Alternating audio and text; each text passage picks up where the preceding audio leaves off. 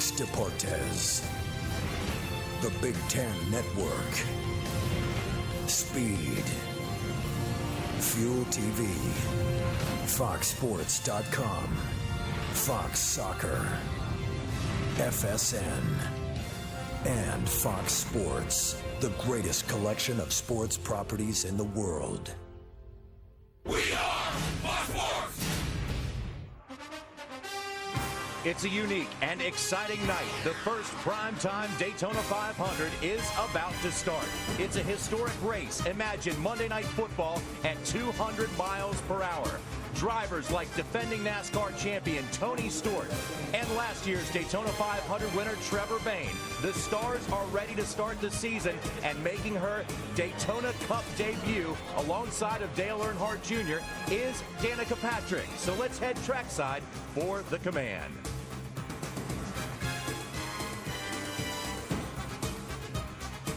Ladies and gentlemen, please welcome your Grand Marshals, Leonard, Eddie, Jordan, and John Wood, representing 3 generations of the famous Wood Brothers racing family. They're here to deliver the most famous words in motorsports. Ladies and gentlemen, start your engines.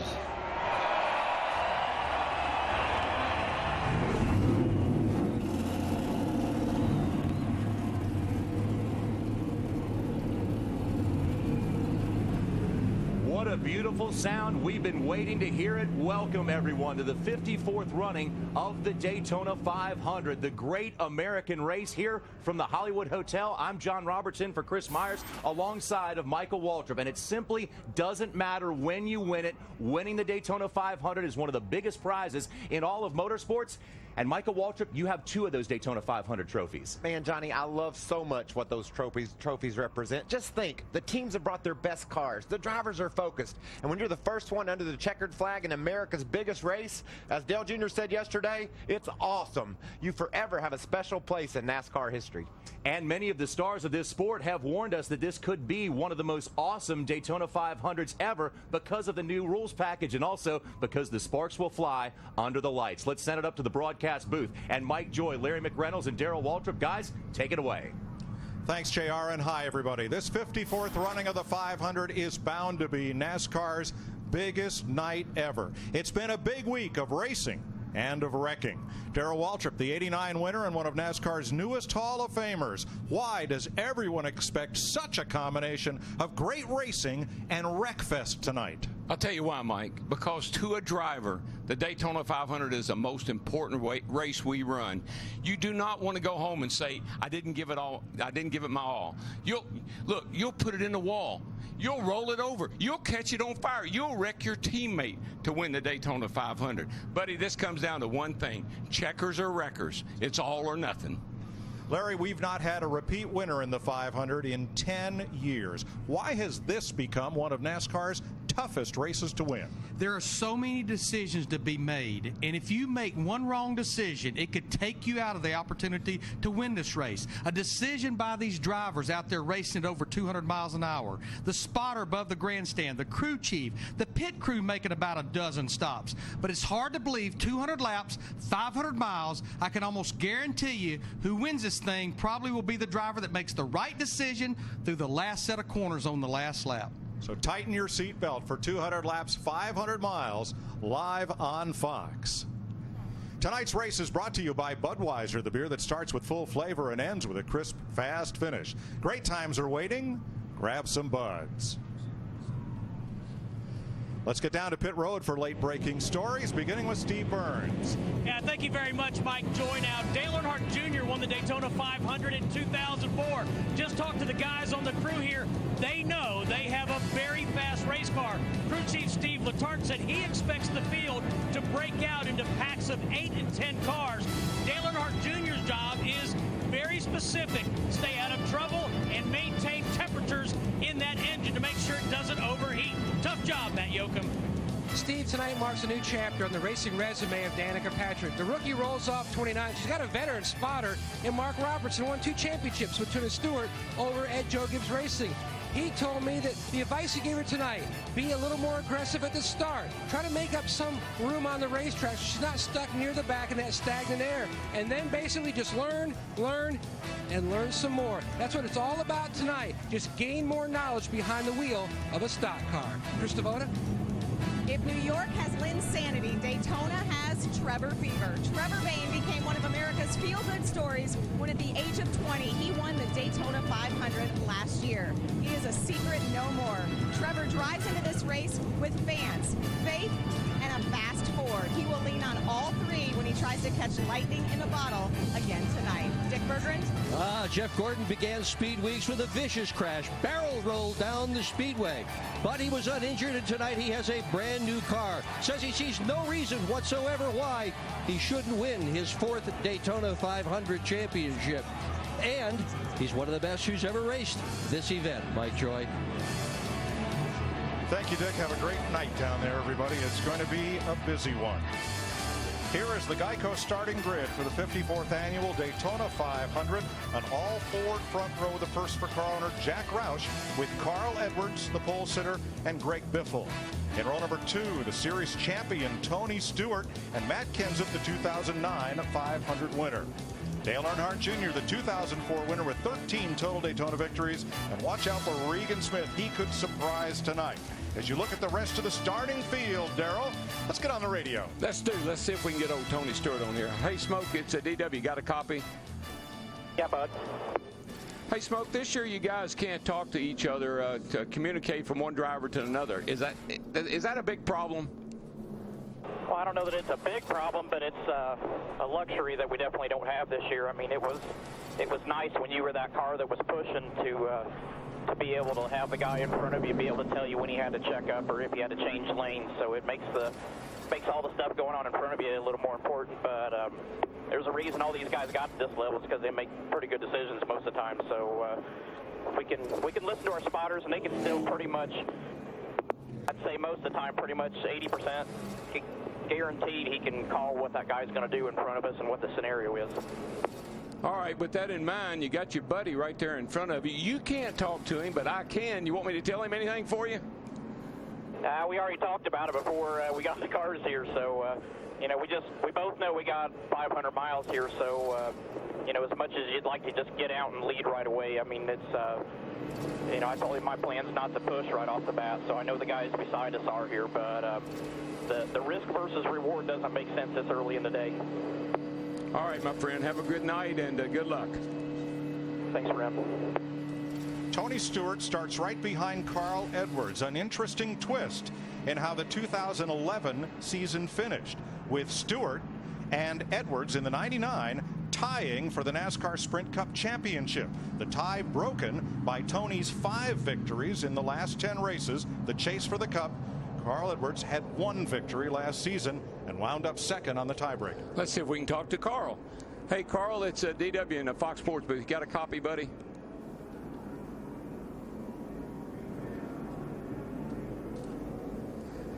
And Carl, it's DW. You got a copy? He's busy waving right now. He's distracted. Saluting the fans. And the crowd here is huge for a rain day. Normally, 50% of the crowd would come back on a Monday. But Daytona is an appointment event and appointment television. These folks have a lot of money invested in travel and tickets, and now in rain gear. And they have filled this grandstand. Healthy crowd on the back straightaway, and the infield is packed. See if we can get him one more time. Hey, Carl, it's DW. You got a copy? Got you loud and clear. Hey, buddy, you got a fast hot rod there. The Fords have looked good the whole Speed Weeks. What's your plan tonight? It's the same plan we had the last race there in Homestead. Let's just go out, try to lead every lap, try to win this thing. We got the best pit crew on pit road. We got a fast race car, so we'll just go out there and have some fun and hopefully get the win.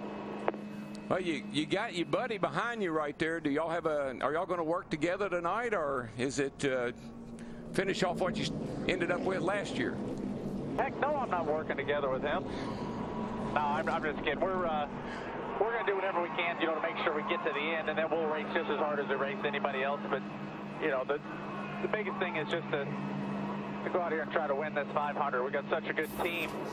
Our Fastenal team is good enough that we're not too worried about taking risks tonight. We just want to try to go for the win and then go to Phoenix. Start the season off right, buddy. Get you a win tonight, and that'll make the whole year a lot better. Good luck to you, bud. Right, thanks a lot. Hope you guys have a good time. This is Carl Edwards' 8th start in the 500. He's still trying to lead his first lap in the Great American Race. Let's start with crew chief Larry McReynolds, 2-time winning Daytona 500 crew chief, with tonight's Goodyear keys to superior performance. First and foremost, you heard Tony Stewart say it, 500 miles, keep your cool. That means your temper, and also if that car starts overheating, you're going to have to get a little air to the nose. Stay on my good side. Push me all you want, but do not push me in the right rear because you might spin me out, or actually in the left rear, DW. What about the third one? Well, it's the last lap, and it's all about me. You'll hear these crew chiefs tell the drivers when they make that last stop, we've done all we can do for you, brother. It's all up to you now. That's what a driver wants to hear. I told you, they love to win the Daytona 500. It's all about me. Our championship winning crew chief Jeff Hammond has a new role this year. He's going to take you places you've never been and you can't go. Where are you, Jeff? Mike, I'm up here on the starter stand, and let me tell you right now, you go right to the side of me, you can feel the energy from the fans. They're back in full force. They're already cheering their favorite driver. You look across the way, the crews are already up on the wall. Right behind me, we're getting ready to have the starting field come by me. One more lap. We're going to launch 43 rocket ships. These guys are going to be going for one thing and one thing only. Getting back to this start-finish line in 200 laps first. And it may be determined as little by an inch or two. The excitement is unbelievable. The best seat in the house may be behind the wheel of that race car, but I'd like to stay here and watch the rest of the race because I'm telling you, this is a cool place to be right now. In a few more minutes, we're going to drop the green on the Daytona 500. Well, I'd like for you to stay there too, but you've got work to do tonight. Take us some fun places.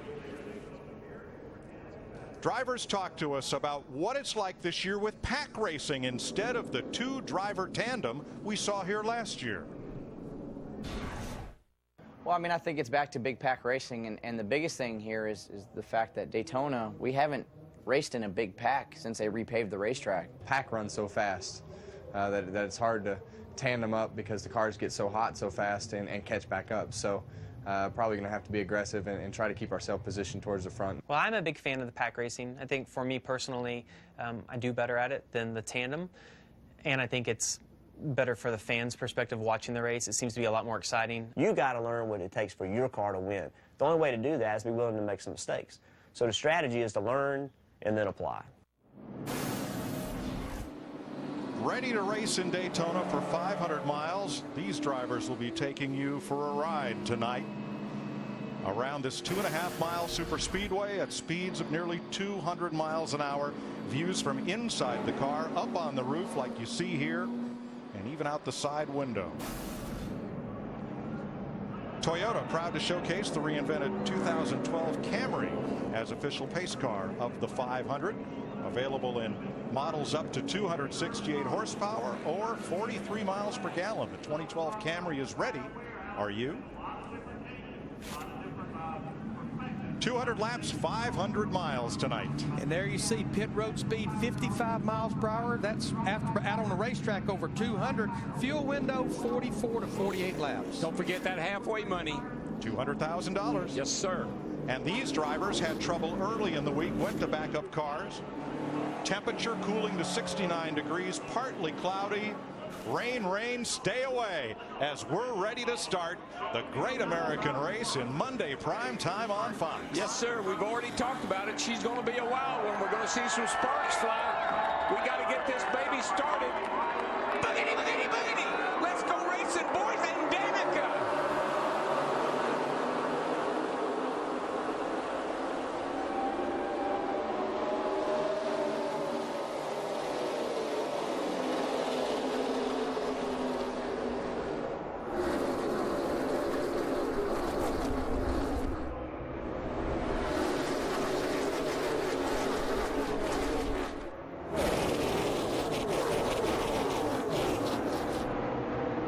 Jamie McMurray down below the yellow line and off pace in this opening lap in the number 1.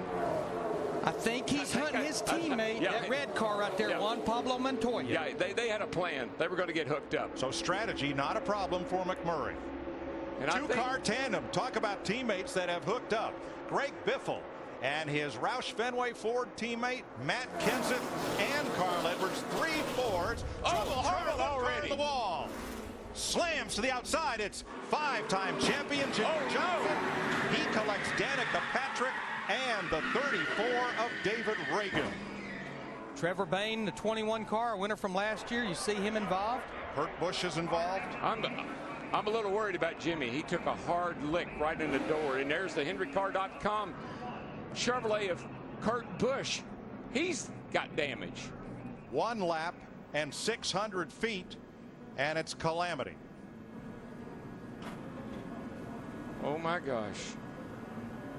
Jimmy took a really, really hard lick, that second lick. David Reagan's Ford, his first outing for Front Row Motorsports. Busch will make it back around to the pits.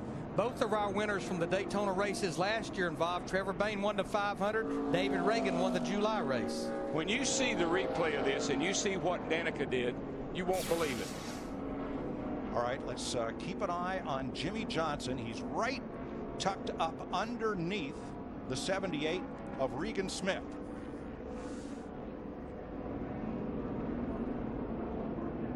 Ooh, just got a little tap in the back end. I believe that might have been Elliott Sadler in 33. Elliott Sadler gave him just a little tap. Right here's what I was talking about. Watch Danica. Right there, she gets some damage, but then watch her go down. Jimmy's car's total, but watch her right here. Right between those two cars. First caution of the night, lap 2. Here's another look. Look at that outside lane and the blue car that's second in line. You see, Jimmy just gets a little bit loose, and when he corrects, it just overcorrects, and into the fence it goes. And then he gets a really hard lick right here. That's the one that really worried me. He got that right in the driver's door. Darrell, what was one of our Goodyear keys? Don't push me in the left rear. This travel can be pretty treacherous. Now from the blimp, watch for the green car as Danica Patrick comes into frame from the top of your screen.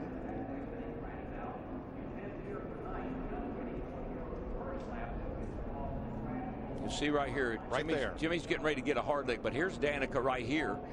She gets some damage off of Jimmy Johnson's car there, but I do not. This is the wildest thing I've ever seen. Watch this car go right, but these two cars, these guys are all wrecking, and she goes right in between them. A big chain reaction crash as Johnson's car just clogs the racetrack. And the 34, David Reagan, had car to the outside, car to the inside, nowhere to go. We'll ride with Danica Patrick. He was just looking. Inside too wide. Oh, slow. Check up. Go low.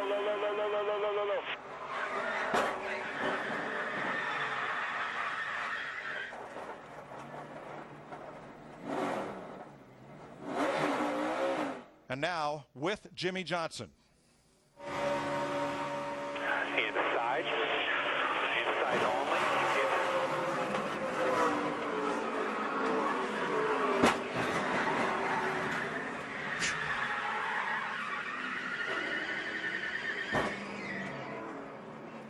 All the drivers involved have either climbed out of their cars or driven back to the pits. They're okay, but what a hard hit.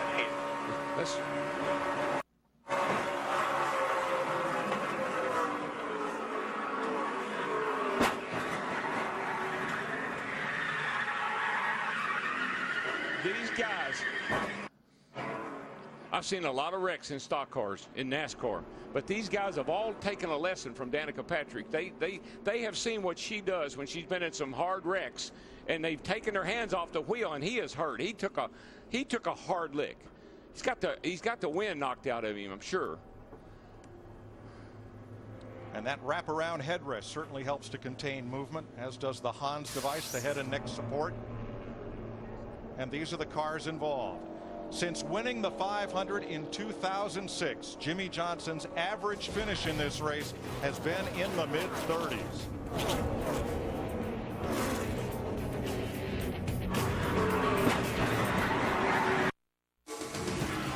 The The Daytona 500 on Fox is sponsored by Sprint, proud sponsor of the NASCAR Sprint Cup Series. 4 laps complete. We're under caution at Daytona. Aerial coverage by Goodyear. Everything we've learned making tires for the proving grounds of NASCAR inspires what we roll into yours. Goodyear, more driven. 5-time NASCAR champion Jimmie Johnson took a hit into the wall and then a hard hit from David Reagan as cars piled in, including Danica Patrick. Matt Yoakum in her garage. Disappointing start to the 500 for Danica Patrick, Mike. A lot of cosmetic damage, but Greg Zipadelli could see right from the pit wall significant damage underneath the left rear of this 10 machine. Possibly truck arm broken. They were going to survey the damage back in the garage. Going to lose a lot of laps. Krista? If Trevor Bayne is going to defend his Daytona 500 win, he is going to have to do it the hard way. Some serious damage on the front end of their Ford machine. The left rear is where the team was seriously working on pit road. They had the hammer out, tearing the sheet metal, banging the sheet metal away from the tire to avoid a tire rub. It's going to be a long night for Trevor Bayne. NASCAR has several mechanisms by which drivers laps down can get laps back. As Kevin Harvick comes out of the pits, on each caution flag, the first car 1 lap down gets a free pass and comes all the way around. But other cars can stay out on caution flags and regain a lap provided they do not pit. It's called the wave around, and we'll explain it when we see it. Let's ride with Jimmy and see if we can get a handle on exactly what happened here. You heard his spotter say looking on the inside, and he got clipped on the inside. That you can see right there, that's a heck of an impact.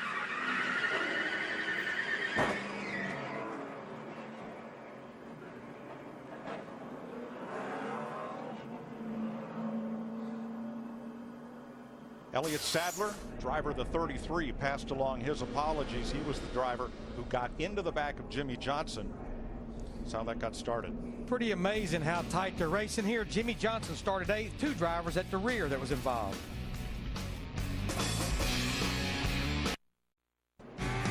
We're getting ready to restart the Daytona 500. Here's Steve Burns. With Jimmie Johnson just out of the care center. Jimmy, 2 very hard impacts. You're going to take a look at the replay. Tell us what happened. Yeah, I'm good. You know, the last hit when I got hit in the door was pretty hard, but we're just all trying to make our lane work, and a lot of energy in the lane. I was kind of pushing the 78 a little bit. I could feel some help from behind, and just turned me around, sent me down to the inside lane and back out to the outside lane. And then when I was sitting in the middle of the racetrack, I knew at some point someone was going to come along, and unfortunately, you know, David Reagan had nowhere to go, but unfortunately I got drilled by him pretty hard. So I'm just really, really bummed to start the season this way. For all the hard work that's gone into getting this Lowe's Chevrolet ready for tonight, and I don't even think we completed 2.5 miles of green flag racing, so pretty bummed. Glad you're okay, Jimmy. Thank you. Jimmie Johnson out of the race on lap 2. David Reagan also released from the care center. 5 cars in the garage. Pit stops by Terry Labonte, Robbie Gordon, Kevin Harvick, and Paul Menard during that caution. It's been preached in these guys' head for 10 days. You cannot push on the left rear. Elliott Sadler got a little piece of the left rear. Yeah, not only has it been preached, we've had about 20 examples that it doesn't work. Well, second verse, same as the first. Here comes the whole field, 2 by 2, through turn number 4, around a complete lap 8. When this is pack racing, when you're in the pack, you're just a part of it. If anything happens, you can't avoid it. So you just gotta pray a lot that nothing happens while you're doubled up like this. During the caution flag, outspoken words, Kyle Busch. Seriously, are we all kidding ourselves? We just sat around for 36 hours and we wreck on lap 1. I totally understand what he's saying. As a matter of fact, Dale Jr. had a similar conversation with his spotter. He said, tell the 33 I don't want to push, and I want him to be sure and know it. Greg Biffle, Carl Edwards front of the field. The black car on the outside is Regan Smith, who has run very well here at Daytona and won last year his first race, that at Darlington. Back down to Steve. David Reagan also released from the care center. David, a pretty violent impact with Jimmy Johnson. You're okay? Yeah, I'm fine. It was a hard hit. I saw the 48 spinning. My spotter was telling me to get low, slow down, and just couldn't slow down and get low enough. And I'm standing here ready to see the replay to see what kind of bonehead would do a move like that this early in the Daytona 500. So just very disappointed for our Front Row Motorsports Scorpion Truck Bed Liners team. Our team had worked so hard. We had a good race car, and we were just content with getting to the finish. And it's a very shame to be talking to you this early. Thank you, David. Thanks, Steve. Here comes Regan Smith, who moved in the offseason to Denver, Colorado with his new bride to be close to his race team. The 78 is the only team based outside the greater Charlotte area, and that Furniture Row car is trying to force its way to the front. Last year at this time, we probably would have said he's a long shot. He doesn't have much of a chance. After winning Darlington and the way that car has run last year, he's not a favorite, but he's certainly in there. Yeah, he was in a position to win this 500 last year, probably with 10 or 12 laps to go, and got caught up in a late race accident. Just moved to Denver, but no stranger to snow. He grew up outside Syracuse. You're looking at Marcus Ambrose. I like Tasmania, who won his first race last year, as did Smith. He was the winner at Watkins Glen. This is our little side view, folks. A little camera we got mounted on the door of the car that's run along beside the 9 there of Marcus Ambrose. And it's a great shot because in the corners you can really see how far down in the track these cars sink. So much G-force in the turn. Look at the side of the car in the turn. Then when it comes up on the straightaway, you'll see that gap open back up. And when it opens up like that, the drivers say that's when the car is real vulnerable to getting pushed. It gets real light. Hard to drive. Ford back to the front. Greg Biffle leading Carl Edwards in blue and white, and Matt Kenseth in blue and yellow. Those are 3 of Jack Roush's fast Fords that everyone feels will be contenders for this win tonight. I think Greg Biffle, I hope he learned a lesson in his qualifying race. He had the fastest car in his qualifying race. On the last lap, he tried to block his teammate who went on to win the race, and he ended up finishing 5th. So as hard as it is, you've got to work with somebody. You can't be defensive all day long. But you're right. Those 3 Roush Fenway drivers right there, Biffle, Edwards, and Kenseth, they've been fast all week. And this is Roush Fenway's 25th year. Back straight away. One car around sideways. It's Ryan Newman. Tony Stewart's teammate has brought out the second caution flag of the night on lap 12. And I haven't even seen the replay, but I bet somebody bumped him in the left rear. Newman's a past winner of the 500. Here he is. No, nobody bumped him. He looks like he just lost it. Maybe had a tire issue. I think he's got a tire down, Larry. The way that thing's sparking and everything, he's got a tire down. A single car spin puts us under the second caution flag of the night, and the sparks fly. Yeah. And you can see the right rear tire. These cars have safety interliners inside the tires so they don't go flat to the rim, which is a good thing at 200 miles an hour. What's a good thing is that pavement that has been put down that back straightaway now. That's a good thing. That's saved a lot of guys. Here is Casey Kane's view. That's Newman just ahead of him on the inside. Check up here. Check up. Get around. Outside. Get outside. Get outside. You're clear. All clear. Matt Yoakum. And a great call by DW in the booth and Larry Mack. He said simply on the radio, Ryan Newman, not sure which, but I had a tire going down. Great save by the SHR driver. I would say with this caution being out here, we're going to be 14 laps. I think pit road's going to be very, very busy. We may see a lot of different agendas and a lot of different strategy, but I think we'll definitely see them on pit road. That is Trevor Bayne, the defending champion of the 500, in the garage with his Wood Brother team. And Danica Patrick. She remains in that car, entered by Tommy Baldwin Racing, and a lot of the Stewart-Haas crewmen working on that car to get her back into her first 500. It's her 3rd wreck of the weekend. She had a wreck in the qualifying race, not of her own making, had a vicious hit over off of turn 2. Then she wrecked Saturday in the nationwide race, and now we got problems tonight. Coming around under caution to complete lap 14. And it looks like most of the cars will come to pit road. Steve? Regan Smith in the 78 mic saying that he is pleasantly surprised with the handling of his number 78 Chevy. It's going to be fuel only for Regan Smith, Krista. If this is Monday Night Football, it's time for the linemen to go to work. The over-the-wall crew for Greg Biffle, all new this year. Matt? Drew Blickensheimer calling for just 1 can of fuel. No tires for the 31, Dick Berggren. Carl Edwards finished second in points last year. He finished second in last year's Daytona 500. The Golden Age stopped finishing second and win this thing. Well, Edwards does win the race off pit road. Hardly anyone took tires. And Newman's got further problems. And that was a huge roadblock for a lot of drivers trying to get in and out of their pits. Second caution flag of the day, a single car spin for Ryan Newman.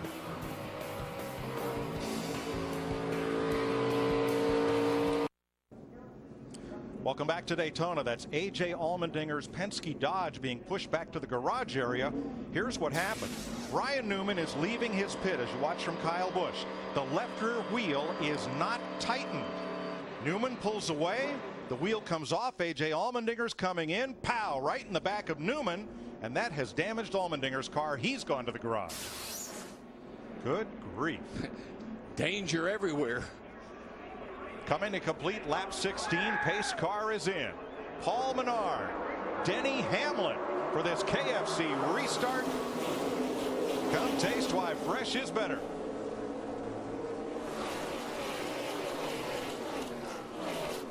Menard and Hamlin did not pit under this caution flag. Menard has been in earlier on the first caution. And Paul Menard from Wisconsin, who also got his first win last year at the Brickyard, getting a push from the 99 of Carl Edwards. Paul Menard, one of those drivers, had to start at the rear of the field because he was in a backup car from the crash on Thursday's Gatorade Dual Race. Regan Smith third, and Joe Gibbs Toyota teammates Denny Hamlin in the 11 and Joey Logano in the 20. Third and fourth with Greg Biffle, Jeff Burton, Matt Kenseth, and Marcus Ambrose.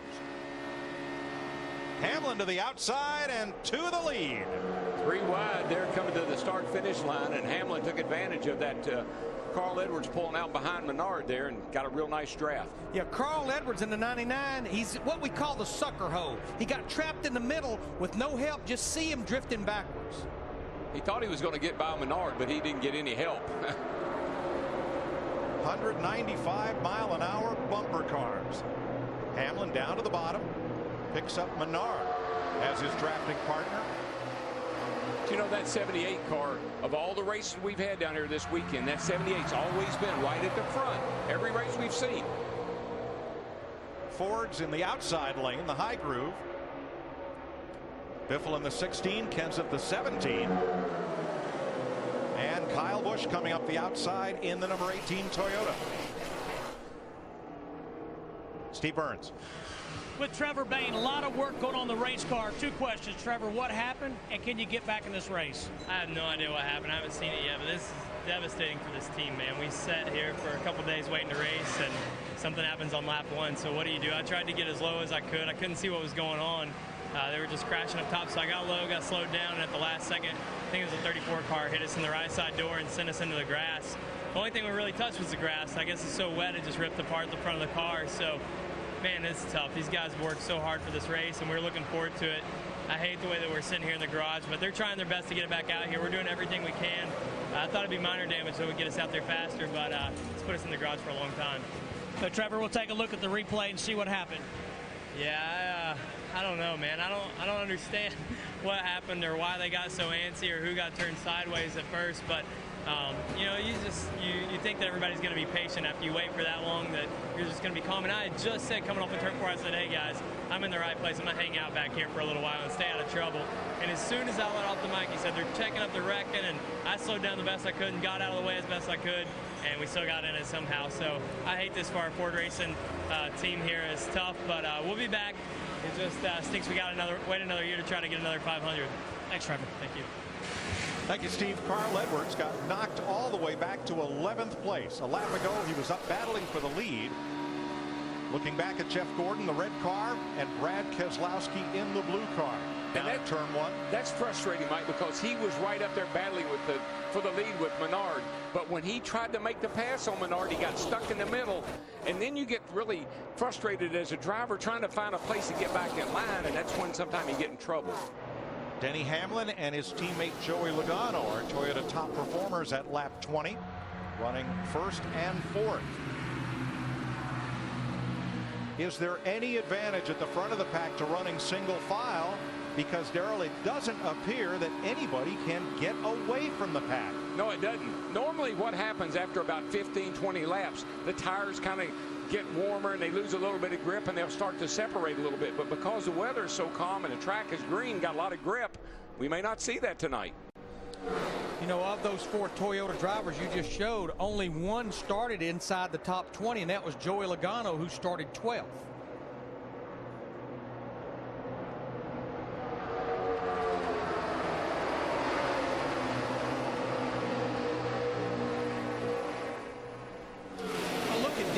There leading this race. You think about his last 2 seasons. 2010, a championship contender, won 8 races. Last year, never a factor, won 1, but he has that championship crew chief of Tony Stewart, Darian Grubb, with him this year.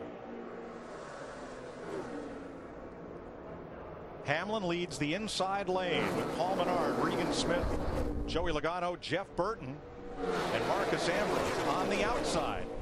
Still pedaling. The outside lane, Greg Biffle with his teammate Matt Kenseth trying to make some noise. After a while, though, you kind of give up on that outside line. You just say, man, I got to get down that line with everybody else and ride a while, because that's kind of what I see shaping up now. Earnhardt is the 5th Chevrolet in the race, 13th overall right now. Jeff Gordon, his Hendrick Motorsports teammate, just in front of him. Tony Stewart right behind Earnhardt. So 3 Chevrolets trailing those 2 Fords on the outside.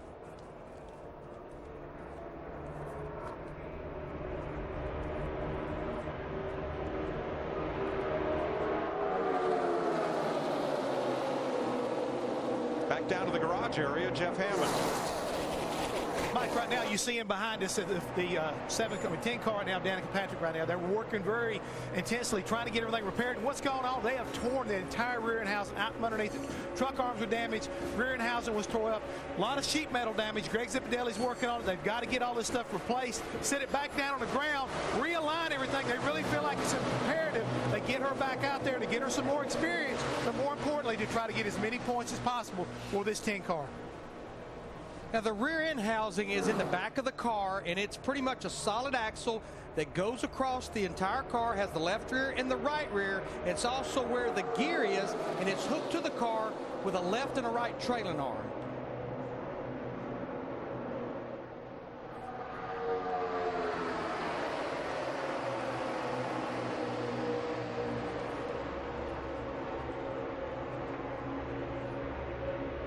Now, let's take a look at our Ford Racing Tech car. This whole apparatus here, that's the rear end housing. And these are the trailing arms that hold it under the car. So they've got to unbolt those trailing arms, unbolt that rear end housing. But you also see that's what has the gear in it. They'll probably even have to put a gear in that rear end housing. So it's a pretty extensive repair.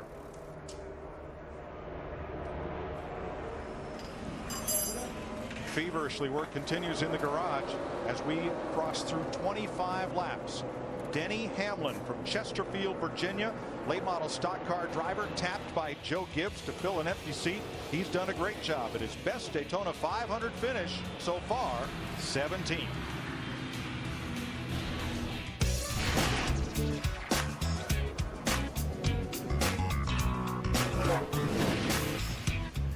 Stick around for more NASCAR on Fox. The Daytona 500 on Fox is sponsored by Budweiser. Great times are waiting. Grab some buds. 30 laps complete in Daytona. Catch the season premiere of Octane Academy tonight on Fuel TV. Check local listings for the time in your area. Watch and learn. Ford cars have won 2 of the last 3 Daytona 500s. This year is the first time that Roush Fenway Racing has swept the 500 front row. The last 10 500s have had 10 different winners.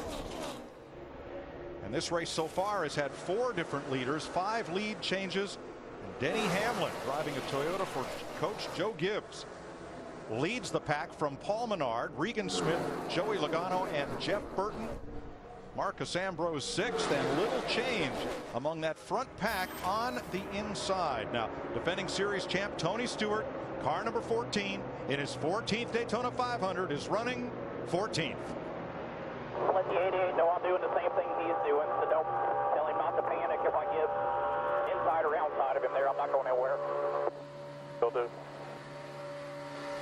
For many, a race at Daytona. Tony Stewart and Dale Earnhardt Jr. have been drafting in tandem and working together. Well, that's managing your car. I mean, right now, you know, you're not doing anything. You're not taking any risks right now. And that's really what was so upsetting about that first lap. Don't take any risks right now. We got a long way to go here. Let's work together, not against each other. Remember, Darrell, when he talked to Tony, talked to him about the rule change over the winter from last year where a driver can't talk to another driver. Last year, Tony Stewart would have told Dale Earnhardt on his own. Now you've got to go through the spotters above the grandstand. You know, Mike, there's two strategies, sort of, there has been in the past for running a restrictor plate race, Daytona and Talladega. One is you get up here in the pack and you race hard, just like what we see these guys doing. The other is fall to the back. Pick up 3 or 4 guys that you like to run with and lay back. Remember at the start of the race when we saw Jamie McMurray drop to the inside? He went to the rear, picked up his teammate Juan Pablo Montoya, and these guys, they're about a half a second off what the leaders up there are running, but they're in a safety zone right now. Right, that group of cars is 6 to 7 seconds behind the leader. It's led by number 29, a past Daytona 500 champion, Kevin Harvick. Includes Montoya, Terry Labonte, David Gilliland, Tony Raines back there. And you see the gap from them to the lead pack.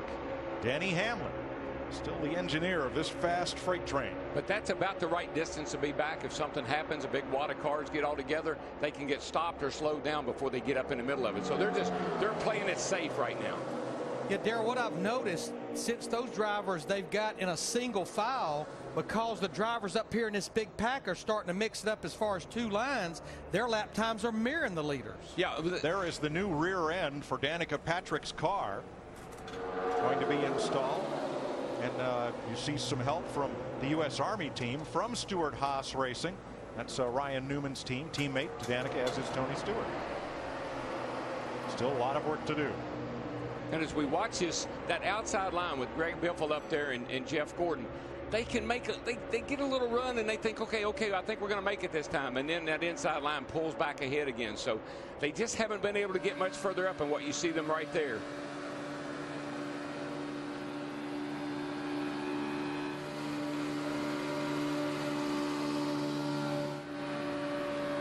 Darrell, you're riding in a pack.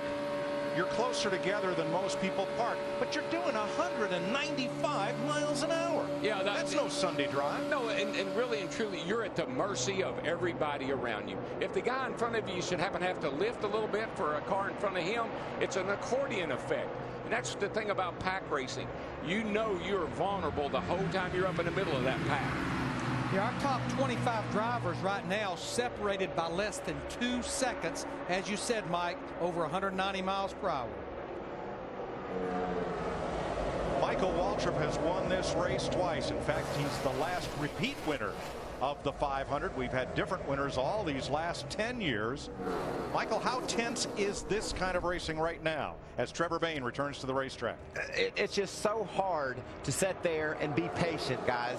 They threw the green flag. These guys have been sitting around for 24 hours wanting to race, and we saw a mistake by Elliott Sadler. I know Elliott's heart, and I know he's hurting for what he caused, but that's how tense it is. You want to go, but then you're so excited about the opportunity to go, and you overdo it. And that's what happened on that first crash. Now you see these guys, they're being patient, they're riding in line, they're not pushing on one another, but they're also learning. They're seeing what their temperatures will do. That's an issue. They're seeing how close they can get to the car in front of them and not overheat their engine. So there's a lot going on in the driver's head right now, trying to figure out how to get himself ready to race for the checkered flag. Michael, if you were out there right now, would you want to be in that inside line, or would you like to be up on that outside line? Is there a safer place to be, one and the other? Well, I think with this pack here, it's pretty calm, so I'm okay either place. But, Darrell, what I'd like to do is see what the difference is in the two lines, how my car will pull up or not, depending on which line I'm in. So that's what I'm saying. They're going to school right now. Denny Hamlin's at the head of the class. He doesn't have any worries at all. Biffle's concerned because he's up on the outside, but yet he can't make any ground. He's able to hang right there by Boyer, but that's as far as he can make it. So he also knows if the car behind him would just give him a push, they could go. But Jeff Gordon isn't ready to push yet. He doesn't want to get a hold of the back end and possibly cause another problem. Yeah, right now you're just hoping there are no rats in that pack. Exactly, and a flat tire, we saw that with Ryan Newman. Just think, Darrell, in the middle of that pack, a flat tire, something that simple, you're going to wipe out 10 or 12 cars. We've wiped out a few already. We'll come up on the Garage Report when we come back. This summer, G.I. Joe returns with Bruce Willis and Dwayne Johnson. When most of the Joes are eliminated, the team calls in an old friend. G.I. Joe Retaliation in theaters June 29th.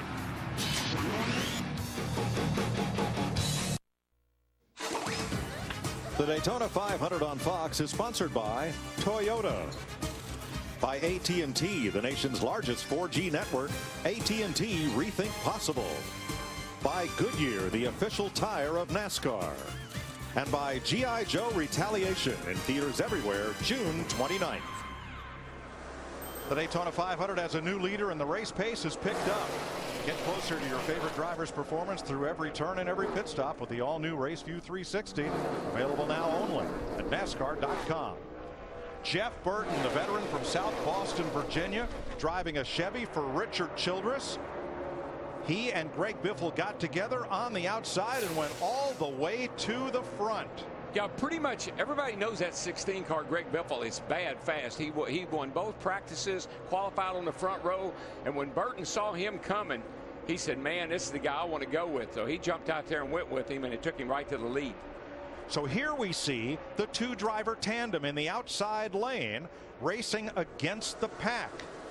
And it's quicker than the pack, but they can only do that kind of racing here for so long with the new rules package. But, you know, one of the things I think they're also experimenting with right now, like we see, who can I get behind and push that we can make some time on that outside? You get the right partner. Obviously, Biffle and Burton did it. Now you got Jeff Gordon sitting back there. 44 of 200 laps complete, 2 caution flags early, a 5-car wreck sent Jimmy Johnson, Danica Patrick, Trevor Bayne, and David Reagan and Kurt Busch to the garage. A single car spin by Ryan Newman put us under the 2nd caution flag. We've had Denny Hamlin at the front for the most laps. 5 different leaders, 6 lead changes. Hamlin led 24 of them, and now Jeff Burton to the front. They ran nose to tail, Larry, one pushing the other, but they can't do that for long. No, because of all the rule changes that NASCAR made with the cooling, you can only do it for about a lap or so, and then you've got gauges that will start flashing at you almost like an idiot light in a passenger car. You know, then you've got to get air to that radiator. When that 11 car, when the Jeff Gordon in the 24, they were closing down on the 11 car really, really fast. Anybody else may have gone up and bammed into him and tried to push him, but Jeff Gordon and that line on the outside there with Dale Jr. and Tony Stewart, they all eased up out of the gas a little bit, drug the brakes a little bit, a little trail braking, fell right in behind him. So Jeff Burton, whose older brother Ward won the Daytona 500 in 2002, Burton's best 500 finish, 2nd in 2000.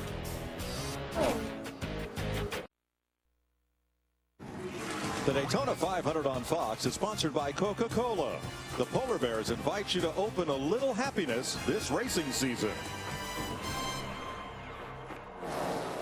Now it's time for the AT&T Race Break, brought to you by the nation's largest 4G network, Rethink Possible. At the quarter-way mark of this Daytona 500, 44-year-old Jeff Burton from South Boston, Virginia, is leading the way. Let's take a quick look at what has transpired so far in the 54th running of the Daytona 500. Our recap shows us very early in the race as Jimmy Johnson goes into the outside retaining wall on just lap 2 after a bump from Elliott Sadler that took away several other contending cars, including that of Danica Patrick and also the 2 cars that won the last 2 races. racers, two drivers rather, Trevor Bayne and David Reagan. Then watch Ryan Newman, a former Daytona 500 winner himself, gets a tire going down on the racetrack, then has one come off in the pits. A.J. Allmendinger gets in the back of him and causes melee on pit road, and therefore they continue to work live on Danica Patrick's car. The idea here is to get Danica back out on the racetrack and get as much experience for her as possible, but they only have one shot to get her back out there. She's got to stay up to speed. And Michael Walters, what are you seeing so far? Who do you like at this quarterway mark of the 500? I love the move Burton made. He was down on the bottom in school. He decided he was going to go to the next class. He pulled up. Biffle pushed him to the front. He's been there ever since. But I love Denny Hamlin's attitude. I talked to him the other day, and he said, I'm going for it every lap. I'm not leaving anything on the table. I want to leave. He tried to do the same thing Burton did without as much success. But that attitude could pay off for him as things get tight at the end. Let's see how our top four starters are doing in the AT&T's Fastest Driver Challenge. And we look at Carl Edwards, Greg Biffle, Tony Stewart, and Matt Kenseth all over the field. But right now, Greg Biffle is the fastest of those four. Be sure to sign up to play AT&T's Fastest Driver Challenge next week by texting FAST to 34763 or visiting attfastestdriver.com. You could have a chance to win 4Gs. That's $4,000 just by playing. Brought to you by the nation's largest 4G network, AT&T. Rethink possible. Now let's go back to Mike Joy. Denny Hamlin, Paul Menard, and David Stremme on pit road. Steve? Denny Hamlin saying that he's just a little bit free when he exits the corner, Mike, with somebody behind him, so they're going to give him 4 tires. Handling becoming an issue. Paul Menard, meanwhile, in the 27, 2 tires and fuel. They leave the pits while work continues on Stremme's car. Now his red machine pulls away. There's the 83 Landon Castle also in the pit lane as green flag stops begin here at lap 53. And Mike, that's something these crew chiefs are going to have to keep up with as this track rubbers back up. From all the rain, we lost all the rubber that was on the track. As it rubbers back up, these cars will change quite a bit. You got to make a chassis adjustments to keep up with the track. How about our leader, Matt? The former July winner here at Daytona. His car, Jeff Burton's 31 machine, was tight in the early going. He's been working with his ex-Roush Fenway teammate, Greg Biffle, on the racetrack. Their crew chiefs have been working together on pit road. They should pit together in about 3 laps, Mike, taking on 4 tires. Well, you see how much faster 2 drivers or more are running together that they are. So that's one reason you also want to partner when you come to pit road to make a pit stop where he can leave pit road with you. Race leader Jeff Burton's new crew chief, Drew Blickensderfer, won the 500 with Matt Kenseth in 2009. 3 more takers from the middle of the pack. Clint Boyer leads a group onto pit road that includes Michael McDowell and Bobby Labonte. Krista? Clint Boyer is in working with a new team. He said he's surprised how quickly this team has gelled. The call is for 4 tires and fuel for Clint Boyer in that number 15 machine. Mike, something we really got to keep an eye on is these guys get ready to peel off to pit. So easy to run over a guy unless he gets a hand signal and the spotters tell each other when they're going to pit. Sometimes you can have some real issues getting on pit road. Burton brings them around one more time. He had a chance to win at NASCAR's other fastest track, Talladega, Alabama, last October. His then teammate, Clint Boyer, though, passed him on the last lap for the victory. Now here's Kevin Harvick in the 29, Jamie McMurray and teammate Juan Pablo Montoya leading another group onto pit road. Steve? Little concern in the 29. It's going to be right sides only, Mike, but Kevin Harvick has reported a small vibration, something they're keeping an eye on. Dick Berggren. Jamie McMurray has run all day with his teammate, Juan Pablo Montoya. That has been the plan for those 2 cars to hook up, run together, and don't damage anything.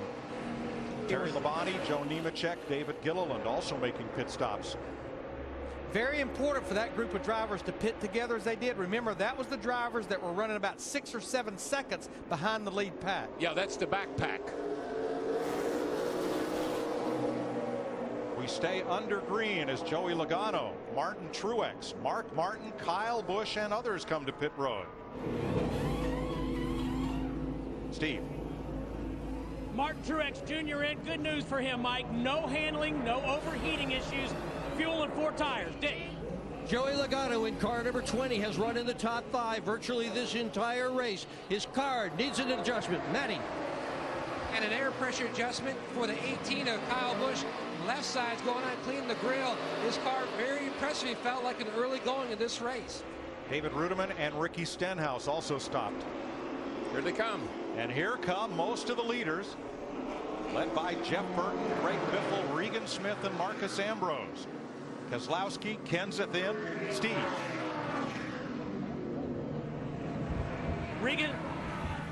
Regan Smith on pit road, right side tires. Krista. Steve, Greg Biffle was worried about getting a little hot, but he told his team, no, it's okay. 4 tires. Matt? The CAT crew going to work on Jeff Burton Chevrolet already on the left side. No chassis adjustments for Burton. Solid stop so far. His drafting teammate Biffle is away as well. Same time. Eric Almirola also stopped, as did Elliott Sadler. And Larry, we haven't heard a lot about heating problems. I guess the cool air of the evening running at night, that's really helped these guys keep these engines a little cooler than what we saw in the qualifying races. We're about 20 degrees cooler. A big lockup for Dave Blaney in that yellow number 36. Jeff Gordon, Blaney, Casey Kane, and Dale Earnhardt Jr. pitting. Dick. Jeff Gordon has said that he has been running this race wide open and can't make forward progress. That number 24 car, a brand new car, simply does not have the speed that this 3-time champion is looking for. Well, there's only one car that has not stopped. It is the 14 on the left of your screen of Tony Stewart, who I'm hearing missed pit road the last time by. Mike, an issue, you mentioned it for Tony Stewart. He was blocked accidentally by the 18 of Kyle Busch. He could not get down. He had planned to pit the lap before. He's got it locked down to 55 miles an hour. As you can see the replay, he was going to pit with a 24. He could not get the car down to the bottom in time and get down to the brakes. Stewart is now in now, Mike. Going to make an air pressure change and also a chassis adjustment. Jeff Gooch Patterson, Escondido, California's got the first can of fuel in. The second can goes in. Solid stop.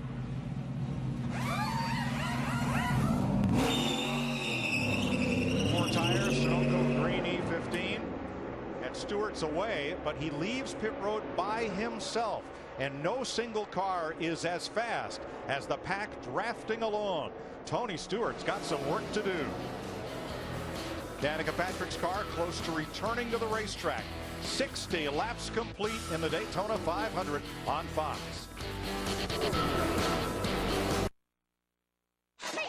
The Daytona 500 on Fox is sponsored by Chevrolet. Dare to compare your car to a Chevy today. By KFC. Come in today and taste why fresh is better.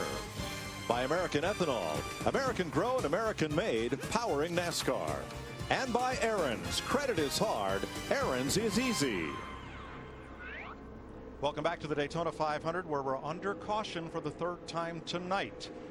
Debris in turn number 2 causes the yellow flag to be waved. We had cycled through pit stops. Jeff Burton had reassumed the lead. That debris has now slid down off the racing surface. Burton leading. Greg Biffle. And Landon Castle gets the first free pass of the night. He was the first car 1 lap down. So he will be able to drive around the pace car and pick up the tail end of the lead lap. He's our Aaron's lucky dog. Larry, how's this going to affect halfway, buddy? I mean, that's got to be on your mind. You got 200 grand coming up at halfway. Is this going to play into anybody's hands right here? Well, until that caution came, Darrell, a lot of those drivers that pitted early, they were going to have to pit before the halfway. But I think for a lot of them, like Jeff Gordon, Dale Earnhardt Jr., they would have been able to go past the halfway before they had to pit. There are 5 other cars on track a lap or more down who will have an opportunity to get a lap back here. We'll explain in a minute. Enter now for a chance to win the Camaro Synergy and a Talladega Race Weekend package. Plus meet Tony Stewart. Visit wincamarosynergy.com now to enter. I do think a lot of drivers that made those early green flag stops, like Denny Hamlin, Paul Menard, Kevin Harvick, some of those drivers, we've been almost 10 laps since they pitted. I think they've at least got to come get fuel.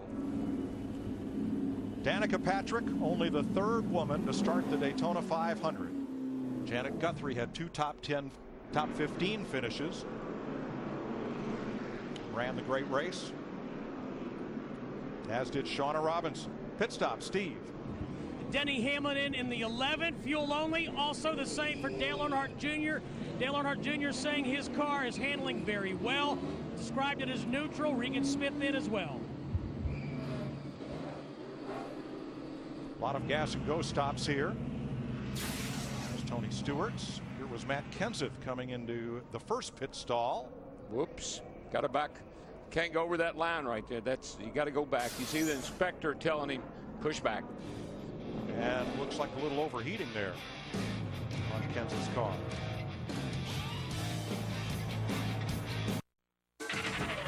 The Daytona 500 on Fox is sponsored by Ford, proud sponsor of NASCAR. I don't know if you're aware of it, but it's quite a bit of pay at halfway. I'll keep you posted on that, but I just think it'll get pretty stupid around halfway. Shootout money for halfway. Got it. $200,000 is the midway payday for the driver that leads the halfway lap. That is coming 33 laps from now as we go back to green. Jeff Burton's Chevrolet on the outside of Greg Biffle's Ford. And with that caution, I truly believe if we go caution free to the halfway lap 100, every driver out there should be able to make it on fuel. The only one I question is Clint Boyer in the 15, who pitted back on lap 55. And it's starting, you know, the crew chiefs are starting to remind the drivers that halfway, that's $200,000. I mean, that's a lot of money. A lot of races don't even pay that much to win. Marcus Ambrose with Biffle. Kyle Busch in the 18 behind him. Clint Boyer, Joey Logano. There's 3 Toyotas lined up on the inside lane behind the front 2 Fords. And Marcus Ambrose in that 9, he's been so strong the entire speed weeks. Top 5 in the Budweiser shootout, top 5 in the Gatorade dual race. You know, Larry, we were talking, and I hadn't seen a lot of steam coming out of any of the cars under race conditions, but that car right there of Matt Kenseth's, when he came into pits, he was having some sort of an issue, and you can see here they're circulating some water through the thing over on the left side over there. The guys that got a water hose, putting water in this car, trying to cool it back down. It's a pressurized system, and what they've done, Steve, it looks like they've tried to get that water out and get that system back full. And Larry Mack, here's what Matt Kenseth described it as. He says it's like the water system won't pressurize. The water temperatures are fluctuating wildly for him. Just another issue, he's having some radio problems as well. If you just think about your own passenger car, the water temperature won't fluctuate at all if it doesn't have any water in it. And so I think that's what he maybe is fighting there. He's got to get some water back in it because the gauges can't work without water. Kenseth still on the lead lap, but not with the lead pack. Joe Nemechek has taken his car to the garage. Michael McDowell makes an unscheduled pit stop, but up front, this pack still rages, and it's 28 cars deep. Probably the biggest surprise of the evening for me, Mike, has been how bunched up these cars have stayed. I really anticipated things getting stretched out a little bit more than they have, but the cautions have fallen right, and track conditions are perfect. It's a nice, cool night, a lot of grip. Everybody's able to hang together.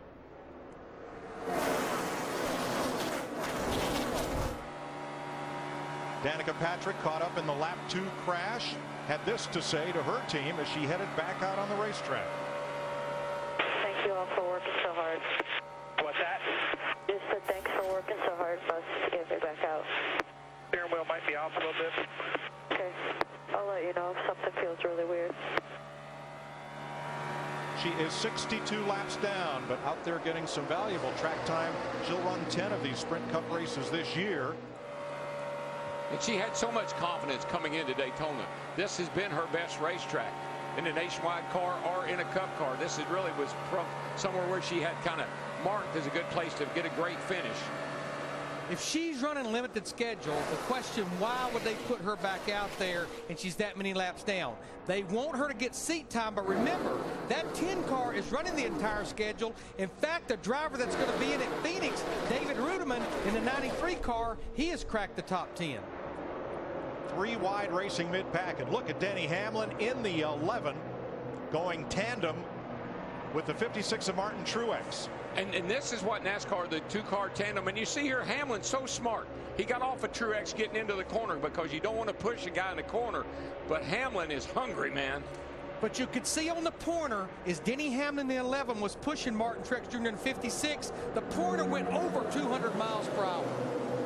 And Truex is inching his way toward the front of the inside line, led by Greg Biffle. And the changes that were made in the offseason to the cooling system, you can push for maybe a lap or two. You just can't push for 10 or 15 or all day.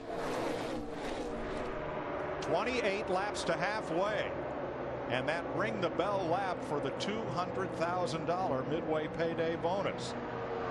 Now, back in the day, Michael Waltrip, we used to have a halfway bonus. It wasn't as much money, but I recall a day when you and Ken Schrader really went at it to get that extra money.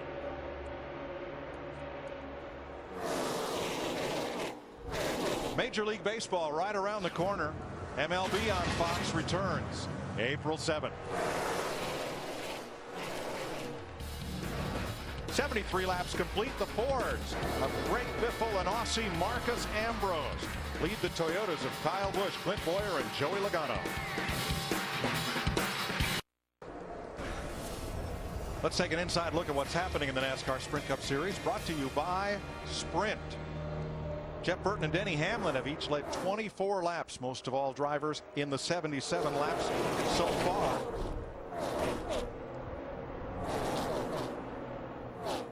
And the biggest mover in this race, David Rudiman, has gained 21 spots, driving a car for a team that was just put together in the last 2.5 weeks from the bones of the former Red Bull organization. New leader is Martin Truex. He worked his way up the outside.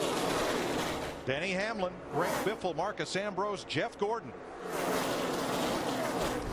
Jeff Gordon always is interesting to me, Larry. In the Bud Shootout, I think it was, said his car wouldn't run. Something was wrong with the front shocks. A little bit ago, he called in and said, I got no speed. The car just won't go.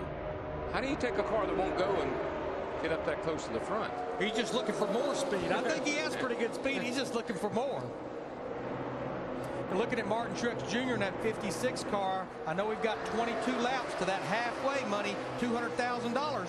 Martin Truex Jr. led the halfway lap a year ago, a little less payday, only $50,000 last year in 2011. 79 laps complete. Truex the leader. His closest teammate, Clint Boyer, the 5-Hour Energy Toyota, in 7th. Within sight of the lead. 4 cars back on the inside lane. That's Jeff Gordon, the 24.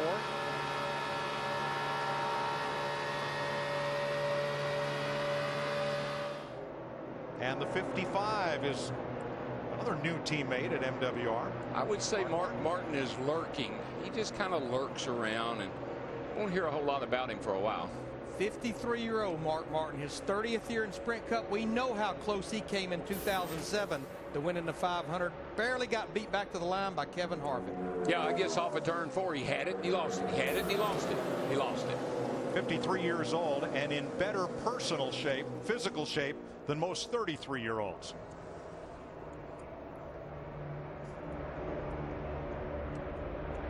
Brad Keselowski in the Blue Deuce in 12th place. He's the leading Dodge Charger in this race as we are 20 laps to halfway. We saw Jeff Gordon wave out the window. Smoke fire on Jeff Gordon's Chevrolet. Engine just blew all to pieces. We're blowing up, guys. It's all done. 3-time Daytona 500 winner Jeff Gordon has brought out the 4th caution flag of the night at lap 81. I saw that hand out the window, Darrell, to signal the drivers behind. That water pressure gauge was not working properly, but I don't know. I never went red on any of my gauges, so I have no idea where that came from. It's the second guy we've heard talk about maybe the gauge is not working right. When a car sets overnight, sometimes they get a lot of moisture in the gauges and in the whole system, and the gauges may have malfunctioned, caused Jeff not to realize he had a problem until it was too late. Pulls to the outside and signals. Mark Martin gets away from right behind him. Good thing. Hendrick Motorsports is going for their 200th win here this weekend, and Jeff Gordon's not going to deliver it. Jimmy Johnson's not going to deliver it. That leaves Dale Earnhardt Jr. and Casey Kane for the Hendrick team. Mark Martin in the 55 for a moment was going to follow him. He thought Jeff Gordon was just moving up, and then he realized what was going on as he saw Jeff waving that hand out the window. While we're speaking of Rick Hendrick, the Fox team would really like to send out a great gratitude of thank you, Rick, for what you did for all the Fox team this past week. Everybody really, really appreciated your handout, and it was great.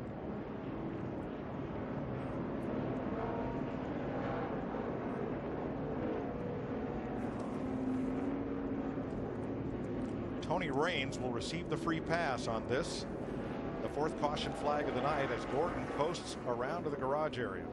The big question, would that halfway money change strategy at this point of the race? Everyone's going to make a pit stop, but Steve, I think we may see guys really doing something to get off pit road in a hurry. Exactly right, Larry Mack. Fuel only for Martin Truex Jr., the leader. Crew Chief Chad Johnston saying, don't slide your tires, don't slide. Krista?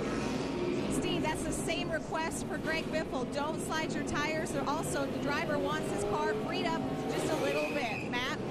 Still debate on what to do for Kyle Busch. They are going to go ahead and change right side tires only. They were debating, Dick, whether to go fuel only or tires. They went tires. Joey Logano also told not to slide his tires. He's got new voices in his ear, new crew chief and a new spotter, and he's run very well in this race so far. The race off pit road, won by Greg Biffle, Marcus Ambrose, and Martin Truex drops 2 spots. There's pole sitter Carl Edwards.